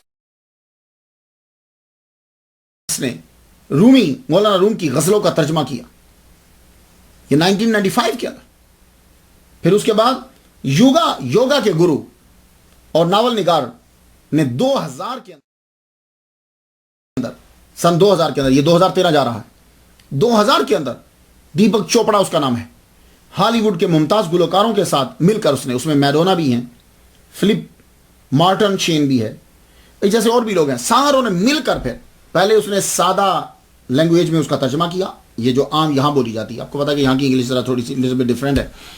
ترجمہ کرنے کے بعد اس کو پھر گایا انہوں نے، وہ ایک CD بنائی گئی تو ہالی ووڈ کے اداکاروں نے جب وہ سی ڈی جو ہے وہ گائی تو اس کا نام رکھا گیا، وہ جو سی ڈی تھی گفٹ آف لو. یہ گفٹ آف لو جو ہے یہ اب پھر لوگوں کے گھروں تک پہنچی. تو مولانا روم جو ہے امریکہ کے اندر ہالی ووڈ کے ذریعے سے داخل ہو گئے. لوگوں نے جب ان کو سنا تو پاگل ہو گئے. تو آپ جانتے ہیں کہ 2007 کو یہ جو 2007 گزرا یونیسکو کی طرف سے مولانا روم کا سال قرار دیا گیا، اور یونیسکو نے انٹرنیشنل کانفرنس کروائی مولانا روم کے اوپر. افغانستان سے، ایران سے، ترکی سے بڑے بڑے اسکالر منگوائے گئے، انٹرنیشنل سما ہوا. تو 2007 کو امریکہ، اور امریکہ کے اندر سب سے زیادہ بکنے والا جو شاعر ہے وہ مولانا روم ہے. یہ سب سن لیجیے اب کہ سب سے زیادہ جس شاعر کو خرید کے پڑھا جاتا ہے وہ مولانا روم ہے امریکہ کے اندر. اور اس وقت آپ جا کے چیک کر لیجئے، میں تائیوان کے ایک اسکالر اور اسے سن رہا تھا، وہ مولانا روم کی غزلیں جو ہیں وہ پڑھ رہی. تعجب کی بات یہ ہوتی ہے کہ جو ہمارے لوگ ہیں ہم انہیں نہیں پڑھتے، دوسرے لوگ ان کو پڑھتے. میں ریکمینڈ کروں گا آپ کو، آپ مثنوی شریف ضرور پڑھیے. ویسے کتابیں بھی لکھی لیکن کتابوں میں مناقب رومی، ریاض صاحب کی کتاب بڑی اچھی کتاب ہے، اسے ضرور پڑھیے. آپ کو معلوم ہوگا کہ مولانا کیا شے ہیں. مولانا روم جو ہیں اللہ اکبر جل شانہ، مثنوی شریف جب آپ کے دور میں پڑھی جاتی کچھ لوگ توجہ دیتے، کچھ لوگ توجہ نہیں دیتے.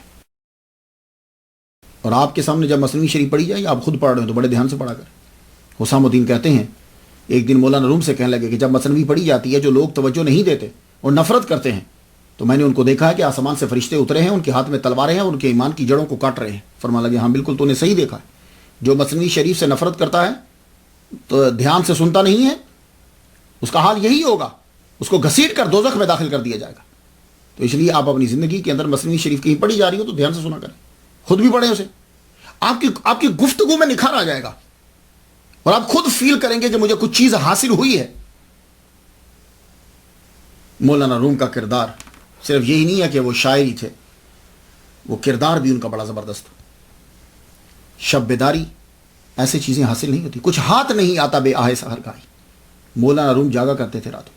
ویسے تو سما کے اندر رات پوری گزر جاتی، لیکن جب آپ کبھی محفل میں بیٹھے ہوتے تو آپ کی وجہ سے دوسرے لوگ بھی جاگتے رہتے، لیکن آپ کو خیال آ جاتا یار یہ میری وجہ سے جاگیں گے، بیمار ہو جائیں گے. تو آپ کیا کرتے؟ یوں سمٹ کر دیوار کے ساتھ لگ جاتے. دیوار کے ساتھ لگ کے اپنے گھٹنے جو ہیں وہ بالکل یوں سینے کے پاس کرتے اور سر کو جھکا لیتے. دوسرے سمجھتے کہ سو گئے تو وہ بھی سو جاتے. جب وہ سو جاتے ایک دم سے آپ آنکھیں کھولتے اور کھڑے ہو کے پھر عبادت شروع کر دیتے. تو شب بیداری یہ بہت ضروری ہوتی ہے. تو آپ رات بھر آپ جاگتے.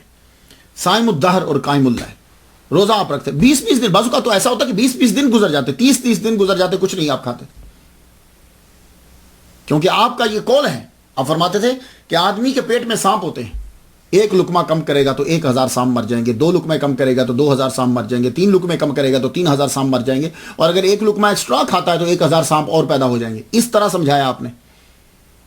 تو آپ فرماتے ہیں کہ میرا جو پیٹ ہے، میدا کیسے ہوتا ہے؟ کہنے لگے دیکھو جب آپ اپنے سٹمک کو بھر لیتے ہو تو پھر تم سست ہو جاتے ہو. وہ کیسے؟ کہتے ہیں کہ سٹمک اس طرح ہے جیسے ایک جانور اور جانور کی کمر اور کمر پوری زخمی. تو جب کسی جانور کی کمر زخمی ہو، جیسے آپ کو میں مثال دیتا ہوں گھوڑے کی کمر زخمی ہو، آپ اس کے اوپر سامان لاد دیں تو کیا ہوگا؟ اس کی رفتار سلو ہو جائے گی. تو سٹمک بالکل اسی طرح جیسے گھوڑے کی کمر یا جانور کی کمر اور زخمی ہو اور اس کے اوپر کھانا ڈال دو تو تم سست ہو جائے گا. تو پھر آپ صائم الدہر اور قائم اللیل، رات کو کھڑے رہتے اور دن کو آپ روزہ رکھتے، اور عشاء کی نماز کے بعد کھڑے ہو جاتے عبادت کے لیے. بعض اوقات ایسا ہوتا پوری ایک رکعت کے اندر پوری رات گزر جاتی. تو آپ خود کہا کرتے تھے بخدا خبر نہ دارم چو نماز می گزارم، کہ تمام شد رکوع کہ امام شد فلان. نماز کا پتہ ہی نہیں چلتا کہ رکوع پورا ہوا، امام کون ہے. عالم استغراق کے اندر یوں ہی رات گزر جاتی اور نماز چھوڑتے نہیں تھے. شدید سردی کے اندر بھی نماز پڑھتے، اور کبھی کبھی تو بلندی چھت کے اوپر چڑھ جاتے اور شدید سردی میں نماز پڑھتے. ایک دفعہ آپ نماز پڑھ رہے ہیں، آپ کی آنکھوں سے آنسو جاری ہیں، اور آنسو جو اتنی سخت سردی تھی کہ آنسو آنکھ سے نکل کے داڑھی مبارک میں جب اٹکا تو سردی کی وجہ سے جم گیا. اللہ اکبر جل شانہ. زہد اور قناعت کتنی تھی. عمرہ آپ کو فتوحات میں، یہ جو اولیاء کرام کو نذرانہ دیا جاتا نا، آج کے دور میں ہم اس کے نذرانہ کہتے ہیں، وہ فتوحات کہا کرتے تھے، اسے وہ فتوحات کہتے ہیں. وہ فتوحات، وہ نذرانہ جو دیتے تھے آپ نہیں لیتے تھے، بانٹ دیا کرتے تھے. جب شیخ صلاح الدین جب تک زندہ تھے ان کے گھر میں بھیج دیا کرتے تھے، پھر اسام الدین کے گھر میں بھیج دیا کرتے تھے، تھوڑا سا کبھی رکھتے. اور جب کبھی گھر سے خبر آتی کہ گھر میں کچھ نہیں ہے تو بڑے خوش ہوتے، کہتے آج درویشی کی مہک آ رہی ہے. اللہ اکبر جل شانہ. اکثر آپ وجد میں رہتے، جب مثنوی شریف آپ لکھتے نا، اکثر وجد میں رہتے، جزم میں رہتے، بہت دور نکل جاتے. اور قوال جب گاتے آپ کپڑے اتار کے دے دیتے. آپ کا ایک مرید تھا، اس نے پورا صندوق تیار کیا ہوا تھا کپڑوں کا. جو ہی آپ اپنے کپڑے اتار کے دے دیتے، یعنی شرٹ اور ابا، تو وہ فوراً سے آپ کو قمیص پہنا دے. اور آپ کس طرح کی قمیص سلاتے تھے؟ جس کے سامنے سے بٹن کھلے رہیں. کیوں؟ جب کوئی مانگنے کے لیے آئے تو اتارنے میں دقت نہ ہو، فوراً سے اتار کے اس کو دے دیتے. اللہ اکبر. اور آپ کی گزر بسر مولانا روم کی کیسے ہوتی؟ اوقاف سے آپ کو 15 دینار ملا کرتے تھے ماہوار فتویٰ نویسی کے لیے. آپ فتویٰ لکھ کے دیا کرتے تھے. عمرہ سے نہیں ملتے تھے، بہت کم ملتے تھے. ایک دفعہ ایک امیر آدمی مولانا روم کے پاس آیا، آ کے کہنے لگا حضور معذرت چاہتا ہوں، بڑا عرصہ ہو گیا آپ کا دیدار کرنے کے لیے نہیں آیا. تو معلوم ہے آپ نے کیا کہا؟ آپ نے فرمایا معذرت مت کرو، تمہارے آنے کی بنسبت تمہارے نہ آنے سے ہمیں زیادہ خوشی ہوتی ہے، تو معذرت کرنے کی ضرورت نہیں. اور آپ کیا سمجھتے ہیں کہ مولانا روم صرف مثنوی لکھتے تھے؟ کیا آپ نے واض و نصائح بند کر دیے تھے، تقریریں کرنی بند کر دی تھی؟ نہیں، وہ سلسلہ بالکل جاری و ساری تھا. جب آپ عالم استغراق سے باہر آتے تو پھر واض و نصیحت بھی کرتے اور آپ سمجھاتے تھے. ایک دفعہ آپ تقریر فرما رہے ہیں، تقریر کر رہے ہیں کہ بوڑھے آپ کے سامنے بیٹھے ہوئے. ایک نوجوان آیا، وہ بوڑھے کے آگے آ کے بیٹھ گیا. آپ نے اپنے واز کو سٹاپ کیا، اسے سمجھانے لگے، کہنے لگے اٹھو، ان سے اٹھ کر پیچھے چلے جاؤ ان کے. پھر آپ نے ایک واقعہ سنایا، کہنے لگے مولا علی شیر خدا رضی اللہ تعالیٰ عنہ حضور صلی اللہ علیہ وسلم کے ظاہری دور کے اندر فجر کی نماز پڑھنے کے لیے گھر سے چلے تو صحابہ کرام سنن گھر پڑھ کے چلتے تھے. سنن پڑھی، نماز کو ملنا تھا، گلی سے گزر رہے ہیں، آگے ایک یہودی جا رہا ہے. اب وہ بوڑھا ہے، آپ کا من چاہا کہ میں تیزی سے چلوں، لیکن کہا کہ بے ادبی ہوگی، بوڑھا ہے چاہے جس مذہب کا ہو. آپ آہستہ آہستہ چلنے لگے. اور وہ بوڑھا جب آگے گزر گیا، مسجد قریب آئی، آپ مڑ کے اندر گئے تو اس وقت حضور صلی اللہ علیہ وسلم رکوع میں تھے. یہ مولانا روم سنا رہے ہیں، اس حضور رکوع میں تھے. تو رکوع اگر ختم ہو جاتا تو رکعت ختم ہو جاتی. اب رکعت مولا علی نے ملنی ہے تو اللہ تعالیٰ نے جبریل علیہ السلام کو بھیجا کہ جاؤ جا کر حضور صلی اللہ علیہ وسلم کی پشت پر ہاتھ رکھ دو تاکہ رکوع کو طویل کر دے، تاکہ مولا علی رکوع کے ساتھ مل جائے، رکعت مل جائے. کیوں؟ اس لیے کہ مولانا روم فرماتے ہیں کہ فجر کی پہلی رکعت کو پانا 100 سال کی عبادت سے افضل ہے. تو مولا علی 100 سال کی عبادت کو مس نہیں کرنا چاہتے. تو حضور صلی اللہ علیہ وسلم نے رکوع طویل کر دیا، مولا علی نے رکوع کو پایا، رکعت مکمل ہوئی. بعد میں حضور صلی اللہ علیہ وسلم نے پوچھا جبریل سے، کیوں رکوع کیوں لمبا کروایا؟ کہا یا رسول اللہ، مولا علی نے ایک بوڑھے کی عزت کی تھی، اس کی وجہ سے اللہ نے کہا کہ ان کو کہو کہ رکوع لمبا کر دیں تاکہ مولا علی رکعت کو پالیں. تو اندازہ کیجئے کہ جب ایک غیر مذہب بوڑھے کی عزت کرنے کا اتنا اجر ہے تو جب ہم مسلمان کی عزت کریں گے بوڑھے کی تو کتنا اجر ملے گا. تو ایک عام بوڑھے مسلمان کی عزت کرنے کا اجر ہے، تو ہم اولیاء کرام کی توہین اور بے عزتی کرتے رہتے ہیں، ان کی عزت کرنے کا کتنا اجر ملے گا. تو مولانا روم واض و نصیحت بھی کرتے. اللہ بڑی بڑی کرامتیں ہیں آپ کی. میں گفتگو کو بڑا سمیٹ رہا ہوں، طویل نہیں کرنا چاہتا. کرامتیں آپ کی. دمشق میں ایک دفعہ جب شمس الدین تبریزی رحمۃ اللہ علیہ کو ملنے کے لیے جا رہے ہیں، آپ کی شہرت تو ہو چکی تھی نا، لوگ تو آپ کو جانتے تھے آپ کے والد گرامی کے حوالے سے، اور آپ کو بھی خود بھی جانتے تھے. ایک جگہ آپ نے قیام کیا تو غار کے پاس قیام کیا، تو غار کے اندر بہت سے راہب تھے. راہب جانتے ہیں؟ عیسائیوں کے اندر جو لوگ ترک دنیا کر دیتے. بڑا کمال انہوں نے حاصل کر لیا تھا مجاہدوں سے. مولانا روم کے اوپر دبدبا اور اثر کرنے کے لیے باہر آئے اور آ کے ایک لڑکے کو فضا میں کھڑا کر دیا. وہ فضا میں کھڑا ہوا، مولانا روم نے یوں دیکھا اور سر جھکایا، مراقبے میں یوں اپنے سر جھکا دیا. اب ظاہر ہے کہ ایک چیز دکھانی ہے تو ایک وقت ہوتا ہے، اب اس کو وہ نیچے لانے کی کوشش کریں، لڑکا نیچے ہی نہ آئے. راہب کہنے لگا نیچے آ جاؤ. کہنے لگا نیچے کیسے آؤں؟ لگتا ہے کسی نے میخیں گاڑ دی ہیں میرے جسم کے اندر، میں نیچے نہیں آ سکتا. اب وہ سمجھ کے چکر گیا، مولانا روم کے قدموں میں گر گئے. کہنے لگے حضور بچے کی جان چلی جائے گی، اسے نیچے بلوائی. اب فرمایا کہ ایک شرط ہے، بچہ اوپر بلندی پہ کلمہ پڑھے اس کی نجات ہو جائے گی. اس نے اوپر ہی پڑھا لا الہ الا اللہ محمد رسول اللہ، دھرم سے نیچے گرا. راہبوں نے دیکھا، انہوں نے بھی کلمہ پڑھ لی. کہنے لگے ہم آپ کے ساتھ جائیں گے. آپ نے فرمایا نہیں، تم یہیں رکو، اپنے علاقے کے اندر تبلیغ کرو، تم میرے ساتھ نہ جاؤ. یہ مولانا روم کی کرامت ہے. اللہ اکبر جل شان. مولانا روم کے نکات بھری پڑی ہے مثنوی، خدا قسم میں کہوں گا کہ آپ ضرور پڑھیے اسے، بھری پڑی ہے. میں چند باتیں بتا دوں آپ کو. مولانا روم ایک بندے سے کہنے لگے کہ بتا تجھے دولت سے پیار ہے کہ گناہ سے؟ کہنے لگا جی مجھے گناہ سے نفرت ہے. جس سے بھی آپ پوچھیے وہ کہے گا جی مجھے گناہ سے نفرت ہے. مان لگے اچھا تجھے گناہ سے نفرت نہیں ہے، تجھے گناہ سے پیار ہے. کہنے لگا جی وہ کیسے؟ فرمان لگے تو اپنی زندگی مال اکٹھا کرنے میں لگا رہا ہے، ہر طرح سے تو مال اکٹھا کر رہا ہے، تو مال یہی رہ جائے گا، اور جو تو جرم کر کے مال کما رہا ہے اس کا گناہ تیرے ساتھ جائے گا. تو جو آدمی جس چیز کو ساتھ لے کر جاتا ہے اسی سے تو پیار ہوتا ہے، تبھی تو ساتھ لے کے جا رہا ہے. تو دولت یہاں چھوڑ جا رہا ہے اور گناہ ساتھ لے کے جا رہا ہے، تو پتہ چلا تجھے گناہ سے پیار ہے. ایک دم سے اس کی آنکھ کھل گئی. ایک دفعہ گفتگو چل پڑی. کہنے لگے ہر جانور اللہ تعالیٰ کی تسبیح بیان کرتا ہے، اس کی ایک آواز ہے اپنی، وہ اپنی آواز میں تسبیح بیان کرتا ہے. لیکن اللہ تعالیٰ نے گدھے کی آواز کو بری آواز کیوں کہا؟ ان انکر الاصوات، برا کیوں کہا؟ بندے چپ ہو گئے. آپ نے فرمایا سنو، اس کی آواز کو برا اس لیے کہا گیا کہ وہ دو ریزن سے بولتا ہے، یا تو اس کو بھوک لگی ہو یا جمع کی طلب ہو. تو گویا کہ وہ حلق اور فرج کا غلام ہے، اس لیے اس کی آواز کو بری آواز قرار دیا. کیا گہرائی اور گہرائی ہے. اور مولانا روم اپنے مریدوں کا بڑا خیال رکھتے تھے.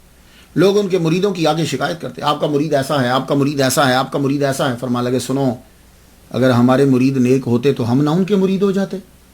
وہ ہمارے مرید اسی لیے تو بنے ہیں کہ وہ نیک نہیں ہیں. اور سنو، جب تک خدا ضامن نہیں ہو جاتا کہ میں ان پر رحمت نازل کروں گا اور ان کے گناہ معاف کر دوں گا، روم اس وقت تک، مولانا اس وقت تک ان کو مرید نہیں کرتا. اللہ اکبر. اور آپ اپنے مریدوں کا بڑا خیال رکھتے تھے. آپ کے مدرسے کے قریب ہی ایک مرید تھا آپ کا، اس کی دکان تھی، وہ تجارت کرتا تھا. آگے مولانا روم سے کہنے لگا حضور میں جانا چاہتا ہوں مصر، میں ذرا تجارت کروں، مال پتہ چلا کہ بڑا سستا مل رہا. فرمایا کہ مت جانا. لیکن جوان ہوتے ہیں کہاں سمجھتے ہیں، چپکے سے نکل گیا. انطاکیہ سے اس نے کشتی لی، اور جب بیٹھا فرنگیوں نے پکڑ لیا. فرنگیوں نے جب پکڑا تو کنویں میں قید کر دیا. 40 دن تک روتا رہا. اور مولانا روم کو یاد کرے، یا حضرت مولانا، یا حضرت مولانا یاد کرے اور روئے.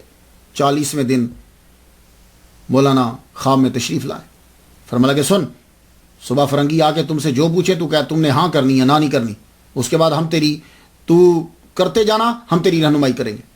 40ویں دن صبح واقعی ایسا ہوا. اب وہ انتظار کرنے لگا ابھی تعبیر نکلے. سپاہی آئے، آ کے کہنے لگے او بھائی تم کچھ طب جانتے ہو، تمہیں پتا ہے علاج کیسے کرتے ہیں؟ اس نے کہا ہاں میں جانتا ہوں طب، مجھے باہر نکالو. انہوں نے باہر نکالا، غسل کروایا، اچھے کپڑے پہنوائے. کہنے لگے ہمارا سلطان بیمار ہو گیا ہے، تم اس کا علاج کرو. اب یہ مولانا کا مرید وہاں پہنچا.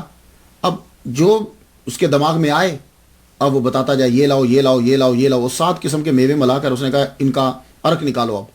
اور ان کو پیسا گیا اور پھر جوس بنا کے وہ اس کو دیا گیا. تو جب دیا گیا تو وہ بندہ ٹھیک ہو گیا. 3 دفعہ پلایا گیا تو سلطان ٹھیک ہو گیا. اس نے بڑے تحائف دیے، بڑا کچھ دیا. کہنے لگا یہ سب میرے مرشد کا کمال ہے اور میرے مرشد کی نظر ہے، مجھے جانے دو. کہنے لگے تیرے مرشد کون ہے؟ پھر اس نے سارا واقعہ سنایا. تو سلطان نے اسے بھی چھوڑ دیا اور وہاں سے تحائف جو ہیں وہ مولانا کے لیے روانہ کیا. مولانا جانوروں پر بھی بڑا رحم فرماتے، ایسے اللہ تعالیٰ نے ان کو درجہ عطا نہیں فرمایا. شیخ نفیس الدین رحمۃ اللہ علیہ ان سے ایک دن کہنے لگے جاؤ یار ذرا 2 درہم کا کوئی اچھا سا کھانا تو لے آؤ. پوری تشت بنی ہوتی ملتی. وہ گئے تو ان کو 1 ہی درہم میں ایک تھال مل گیا. وہ لے کر آئے، مولانا روم کو دیا. مولانا روم تھال پکڑ کے چل پڑے. شیخ نفیس الدین کہنے لگے میں چیک تو کروں کہ لے کے کس کے گھر جاتے ہیں، کس کو دیتے ہیں. کہنے لگے میں دبے پاؤں پیچھے پیچھے چلنے لگے. مولانا روم گئے، دور جا کر ویرانے میں ایک کتیا کے آگے جا کے تھال کو رکھ دیا اور وہ کھانے لگ گئی. آپ پھر وہاں سے جب پلٹے تو آپ نے مجھے محسوس کیا میرا. تو فرمان لگے نفیس میں 7 دن سے یہاں آ رہا ہوں، یہ بیچاری چل نہیں سکتی، اس نے بچے دیے ہیں تو میں اس کے لیے یہاں کھانا لاتا ہوں. اللہ اکبر.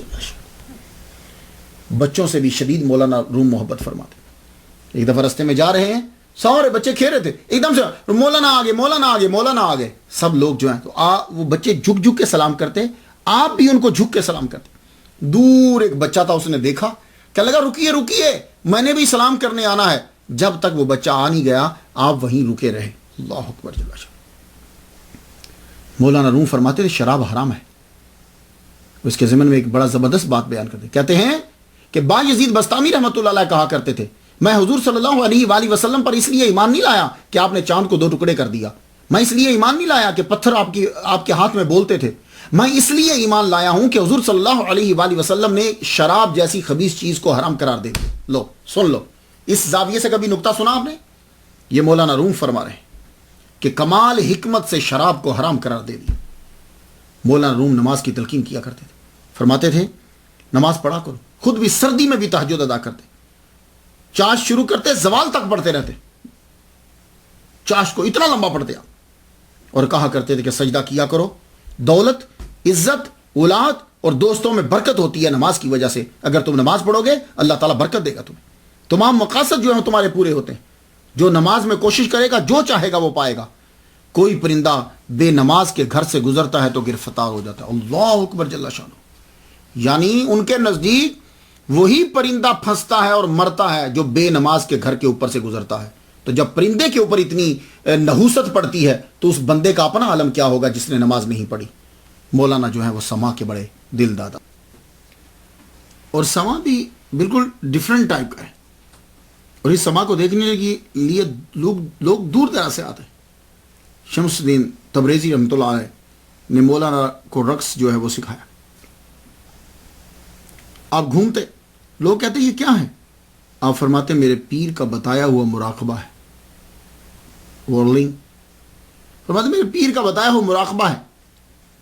پھر یہ سما باقاعدہ ہونے لگا، جو آپ کی شہرت بڑھی، لوگوں نے عقیدت بڑھائی تو سما کی محفل بھی ہونے لگی۔ تو آپ کے دور میں سما کی محافل یوں ہوتی تھی جیسے آج کل جلسے نہیں ہوتے، محفل نعت، میلاد، جلسے آپ نے دیکھے ہوگے، کانفرنس، اس طرح لوگ محفل سما کرواتے تھے، ایون کہ وزیر اور لوگ بڑے بڑے مخالف بھی تھے، کچھ فتوے بھی دیتے تھے، لیکن باقاعدہ مولانا سما ہوتے، اور عورتوں کی محفل میں بھی بعض اوقات سما ہوتے۔ مولانا روم خود بڑے علامہ تھے، مگر دوسرے تمام علماء نے سما کی حرمت کا فتویٰ دے دیا۔ سوموار اور جمعرات کو مدرسہ کے اندر سما ہوتا تھا، اللہ اکبر جل شانہ۔ قوال، ایک دفعہ قوال کو دیر ہو گئی، اشراق کا ٹائم ہے، تو آپ نے فرمایا اچھا نماز عشاء قضا ہو گئی، چلو نماز اشراق پڑھ لیتے ہیں۔ نماز آپ مکمل کرنے کے قریب تھے، قوال آ گئے، نماز پڑھی۔ آپ کے نزدیک سما جو ہے یہ نماز باطنی ہے، وہ آپ ہی کا سما ہے، یہ بات یاد رکھیے۔ کچھ چیزیں اس بندے کے لیے ہی ہوتی ہیں، یا وہ ایک خاص ادا ہوتی ہے اس کی۔ مولانا روم کے سما کے اوپر اب وہی گفتگو کرے کہ جو مولانا روم کے مرتبے سے زیادہ بڑھ گیا ہو، وہ بڑے۔ اور جب مولانا سما کی محفل سجاتے تھے تو بڑے بڑے اولیاء کرام اور بڑے بڑے علامہ بھی سما کے اندر ہوتے، جن جن لوگوں نے انکار کیا، پھر جب انہوں نے دیکھا تو پھر انہوں نے بھی اختیار کیا اسے۔ شیخ فخر الدین عراقی رحمۃ اللہ علیہ، یہ داماد ہیں بہاؤ الدین زکریا ملتانی رحمۃ اللہ علیہ کے، ایک دفعہ محفل میں آ گئے، سما شروع ہوا اور آپ وجد طاری ہوا، تو اسی محفل کے اندر اکمل الدین، بڑے زبردست طبیب ہیں، مولانا روم کے چاہنے والے یہ بھی تھے، شیخ فخر الدین عراقی رحمۃ اللہ کا آبا اور دستار گر پڑی، تو آپ کہنے لگے کہ یہ بڑے مرتبے پر فائز ہو سکتے ہیں اگر یہ مولانا روم کے قریب آ گئے۔ تو مولانا روم نے فرمایا ہاں اگر یہ ہمارے پاس آئیں، ہم سے لپٹیں تو ہم ان کو عطا کر دیں گے۔ وہ آئے اور لپٹے، فرمایا جاؤ۔ تو پھر معین الدین پروانہ نے ان کے لیے ایک عظیم خانقاہ بنوائی، اور یہ شیخ فخر الدین عراقی رحمۃ اللہ علیہ مولانا روم کے وصال کے بعد آیا کرتے تھے، روتے تھے سما کے اندر، فرمایا کرتے تھے کہ کوئی ان کے مقام کو پہچان نہیں سکا۔ لو مولانا کے ظاہری دور تک تو کئیوں کو چپ لگ گئی، فتویٰ نہیں دے سکتے تھے، لیکن جب آپ دنیا سے تشریف لے گئے تو پھر ساروں نے مل کر فتویٰ دے دی اور اس کے اوپر سب کے سائن کروائے کہ سما جو ہے وہ یہ مولانا روم جس طریقے سے کرواتے ہیں یہ حرام ہے۔ جب اس کے اوپر سائن کروانے کے لیے قاضی القضات سراج الدین رحمۃ اللہ علیہ کے پاس لے کر آئے تو آپ نے سائن کرنے سے انکار کر دیا، آپ نے فرمایا نہیں، کیوں انہوں نے سائن کیوں نہیں کیے؟ وجہ یہ ہے کہ جب یہ نئے نئے آئے، آ کر کونیا کے اندر قاضی القضات لگے آپ کو پتا آدمی جب نیا آتا ہے اس کو اپنے علم پر بڑا فخر ہوتا ہے. انہوں نے مختلف کتابوں سے مشکل سوالات جو ہیں وہ نکالے اور کہا کہ صبح کے وقت جا کر میں مولانا روم سے پوچھوں گا اور وہ جواب نہیں دے پائیں گے تو بس پھر طلباء کے سامنے ان کی بے عزتی ہوگی. فجر کے وقت جب یہ اٹھے قاضی سراج الدین رحمۃ اللہ علیہ جب اٹھے فجر کے وقت تو کیا دیکھتے ہیں کہ مولانا روم آ رہے ہیں. یہ ایک دم سے ان کے پیچھے بھاگے مولانا روم غائب ہو گئے. یہ وضو کر کے جب بالا خانے پہ جانے لگے تو دیکھے مولانا روم بالا خانے سے نیچے اتر رہے. ہیبت طاری ہوگی ان کے اوپر. مولانا روم تو چلے گئے. قاضی سراج الدین جب اوپر گئے اوپر جا کے دیکھتے ہیں کہ بالا دیوار جو ہے جہاں یہ فجر کی نماز ادا کرتے تھے اس دیوار کے اوپر وہ سوالات بھی سارے لکھے ہوئے ہیں, ان کے جوابات بھی لکھے ہوئے ہیں اور ساتھ ان کے تشریح بھی لکھی ہوئی ہے. یہ جب دیکھا تو روتے ہوئے قاضی سراج الدین مولانا روم کے پیچھے بھاگے اور جا کے مدرسہ میں معافی مانگی. یہ وجہ تھی کہ انہوں نے ان کے خلاف فتویٰ نہیں دیا تھا. وہ جانتے تھے کہ مولانا روم کس مقام پر فائز ہے. مولانا روم جب سما میں ہوتے آپ پر جذب کی کیفیت طاری ہوتی تو آپ زور زور سے پاؤں زمین کے اوپر مارتے اور پڑھتے اللہم صلی علی محمد وعلی آل محمد وبارک وسلم. اور آج بھی سما ہوتا ہے. پوری دنیا سے لوگ جو ہیں وہ سما سننے کے لیے جاتے ہیں.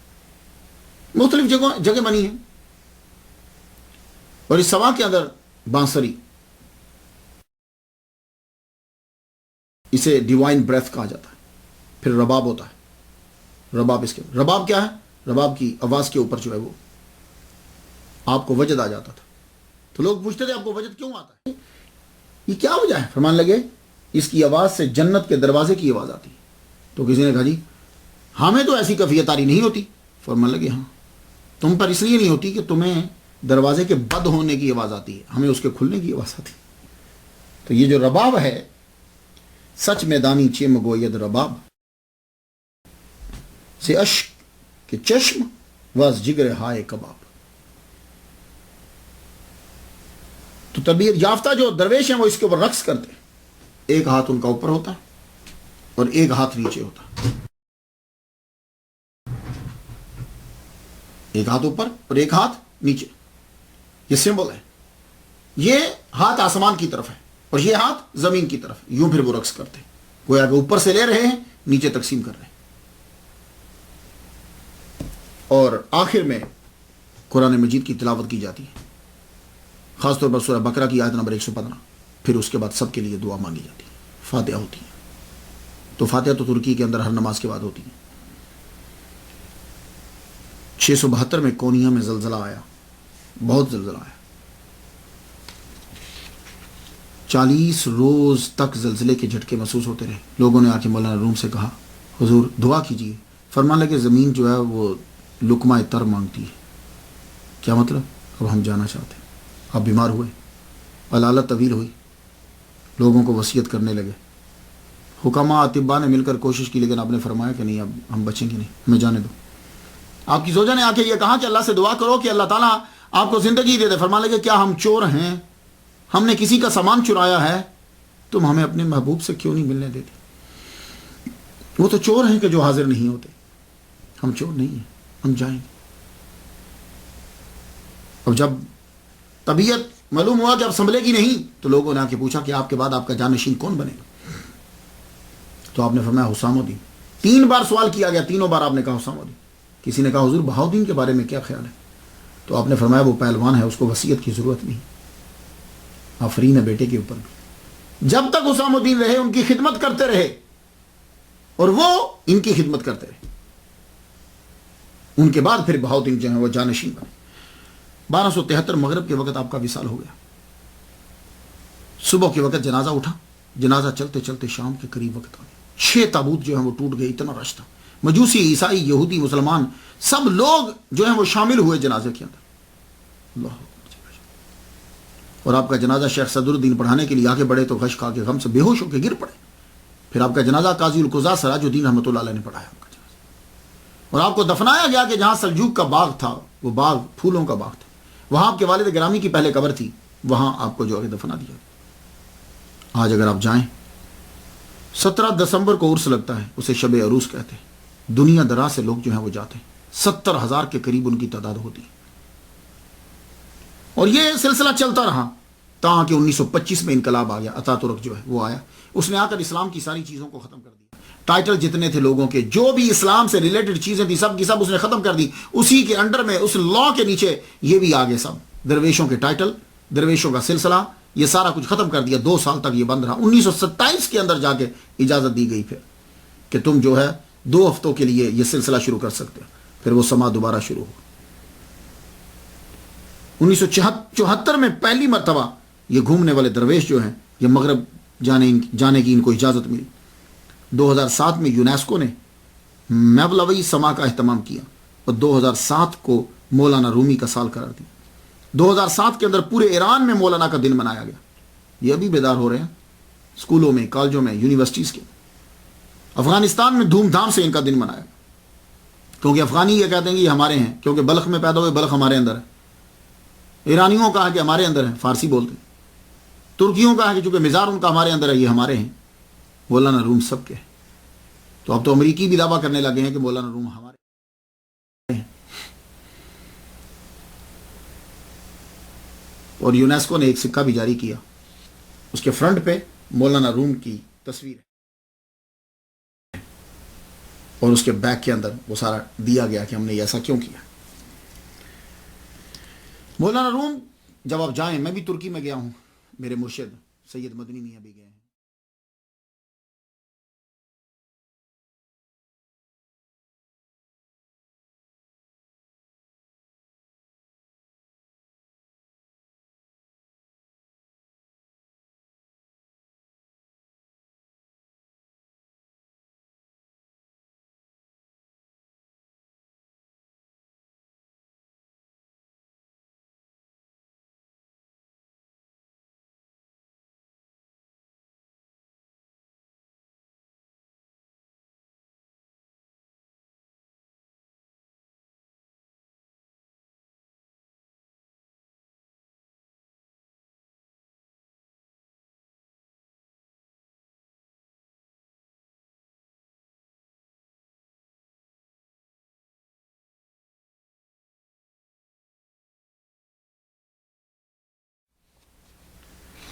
تو وہاں جب آپ جائیں گے، داخل ہوتے ساری آپ کو سب سے پہلے یا حضرت مولانا آپ کو دروازے کے اوپر نظر آئے گا.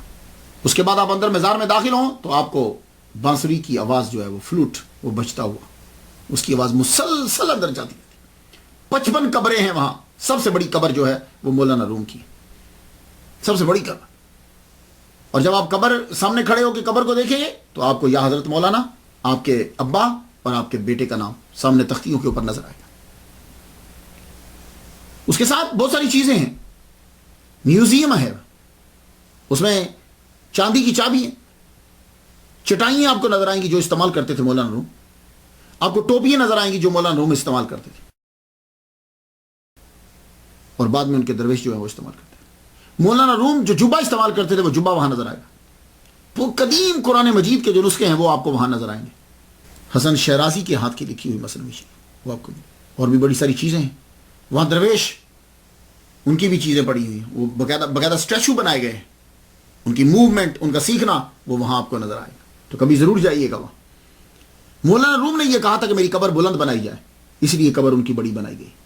اور مولانا روم کہتے ہیں جو اعتقاد اور یقین کے ساتھ میری قبر پر آئے گا، پہلے وہ نفل پڑھے، پھر آگے فاتحہ پڑھے، جو اللہ سے دعا مانگے گا اللہ تعالیٰ اس کی دعا کو قبول کر لے گا. تو اس لیے ضرور جائیے گا. میں گیا تھا، مجھے بڑا شوق تھا حضرت ابو ایوب انصاری رضی اللہ تعالیٰ عنہ کی قبر پر جانے کا. تو میں بھی ترکی میں گیا ہوں، آپ بھی ضرور جائیے گا. سب کے سب. اب ذرا تھوڑی سی بات، مولانا روم نے بہت سا ورثہ چھوڑا ہے. دیوان شمس کے نام سے ایک ضخیم مجموعہ اشعار ہے. آپ کے خطوط و فرامین کا مجموعہ ہے جو آپ نے وزیر سلطنت معین الدین پروانہ کے نام لکھے تھے. انہیں آپ کے صاحبزادہ بہاؤالدین نے جمع کیا. آپ کی شور آفاق مثنوی، اس میں تقریباً 26,000 کے قریب اشعار ہیں. بعض نے کہا 25,577 ہیں.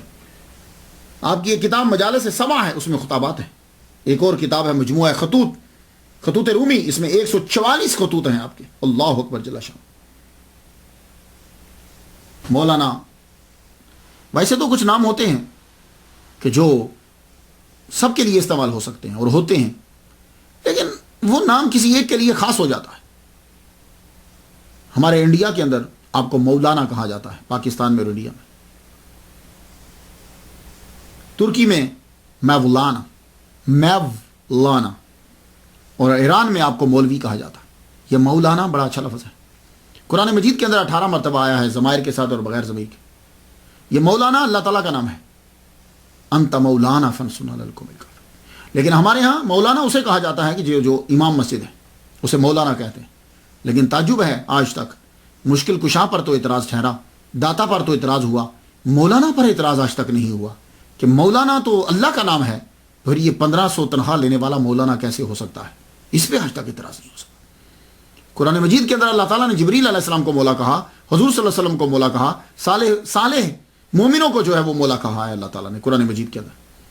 تو یہ مولانا جو ہے، لیکن جب مولانا بولتے ہیں، ترکی کے اندر میں گیا ہوں تو مولانا جب بولیں گے تو مولانا پورے ترکی میں ایک ہی ہے، وہ مولانا روم ہے رحمۃ اللہ علیہ۔ ان کے نام کے ساتھ رومی لگتا ہے، مولانا رومی۔ یہ رومی کیوں لگتا ہے؟ وجہ یہ ہے کہ رومن امپائر کی جو حکومت تھی اس کے اندر یہ ترکی آتا تھا، یونان آتا تھا، یہ سارے علاقے آتے تھے کون۔ آہستہ آہستہ پھر یہ علاقے زوال جب آیا تو یہ چھن گئے، لیکن عرب والے اس کو روم ہی کہتے تھے۔ تو کونیا میں چونکہ مولانا روم رہتے تھے اس لیے ان کو مولانا رومی کہنے لگے، اور آپ کو بلخی بھی کہتے ہیں اس لیے کہ آپ بلخ میں پیدا ہوئے۔ بلخ افغانستان میں ہے اس لیے افغانی کہتے ہیں کہ مولانا روم جو ہیں وہ ہمارے۔ اور آپ صدیقی بھی ہیں، آپ کے نام کے ساتھ صدیقی لگتا ہے، مولانا جلال الدین حنفی صدیقی، اس لیے کہ آپ کا شجرہ نسب حضرت ابوبکر صدیق رضی اللہ تعالیٰ عنہ سے جا کر ملتا ہے۔ اور آپ حنفی بھی ہیں، مسلکن جو ہے وہ آپ حنفی ہیں۔ میں نے تو مولانا روم رحمۃ اللہ علیہ کی فلی فاتحہ پڑھ دی، ترکی جا کر بھی پڑھی ہے، یہاں بھی پڑھ دی ہے۔ اور آپ آخر میں یہ کہوں گا مناقب رومی اور مثنوی شریف، اسے ضرور آپ پڑھیے اور مثنوی شریف کا مطالعہ ضرور رکھیے اور بڑی عقیدت سے پڑھیے، پھر دیکھیے کہ اللہ تعالیٰ آپ پر کتنا کرم کرتا ہے۔ میں نے فاتحہ پڑھ دی ہے، آپ بھی ضرور فاتحہ پڑھیے۔ اللہ تعالیٰ ان کی قبر پر ہزاروں رحمتیں نازل فرمائے اور ہمیں بھی ان کے علم سے کچھ حصہ عطا فرمائے۔ وآخر دعوانا ان الحمد للہ رب العالمین۔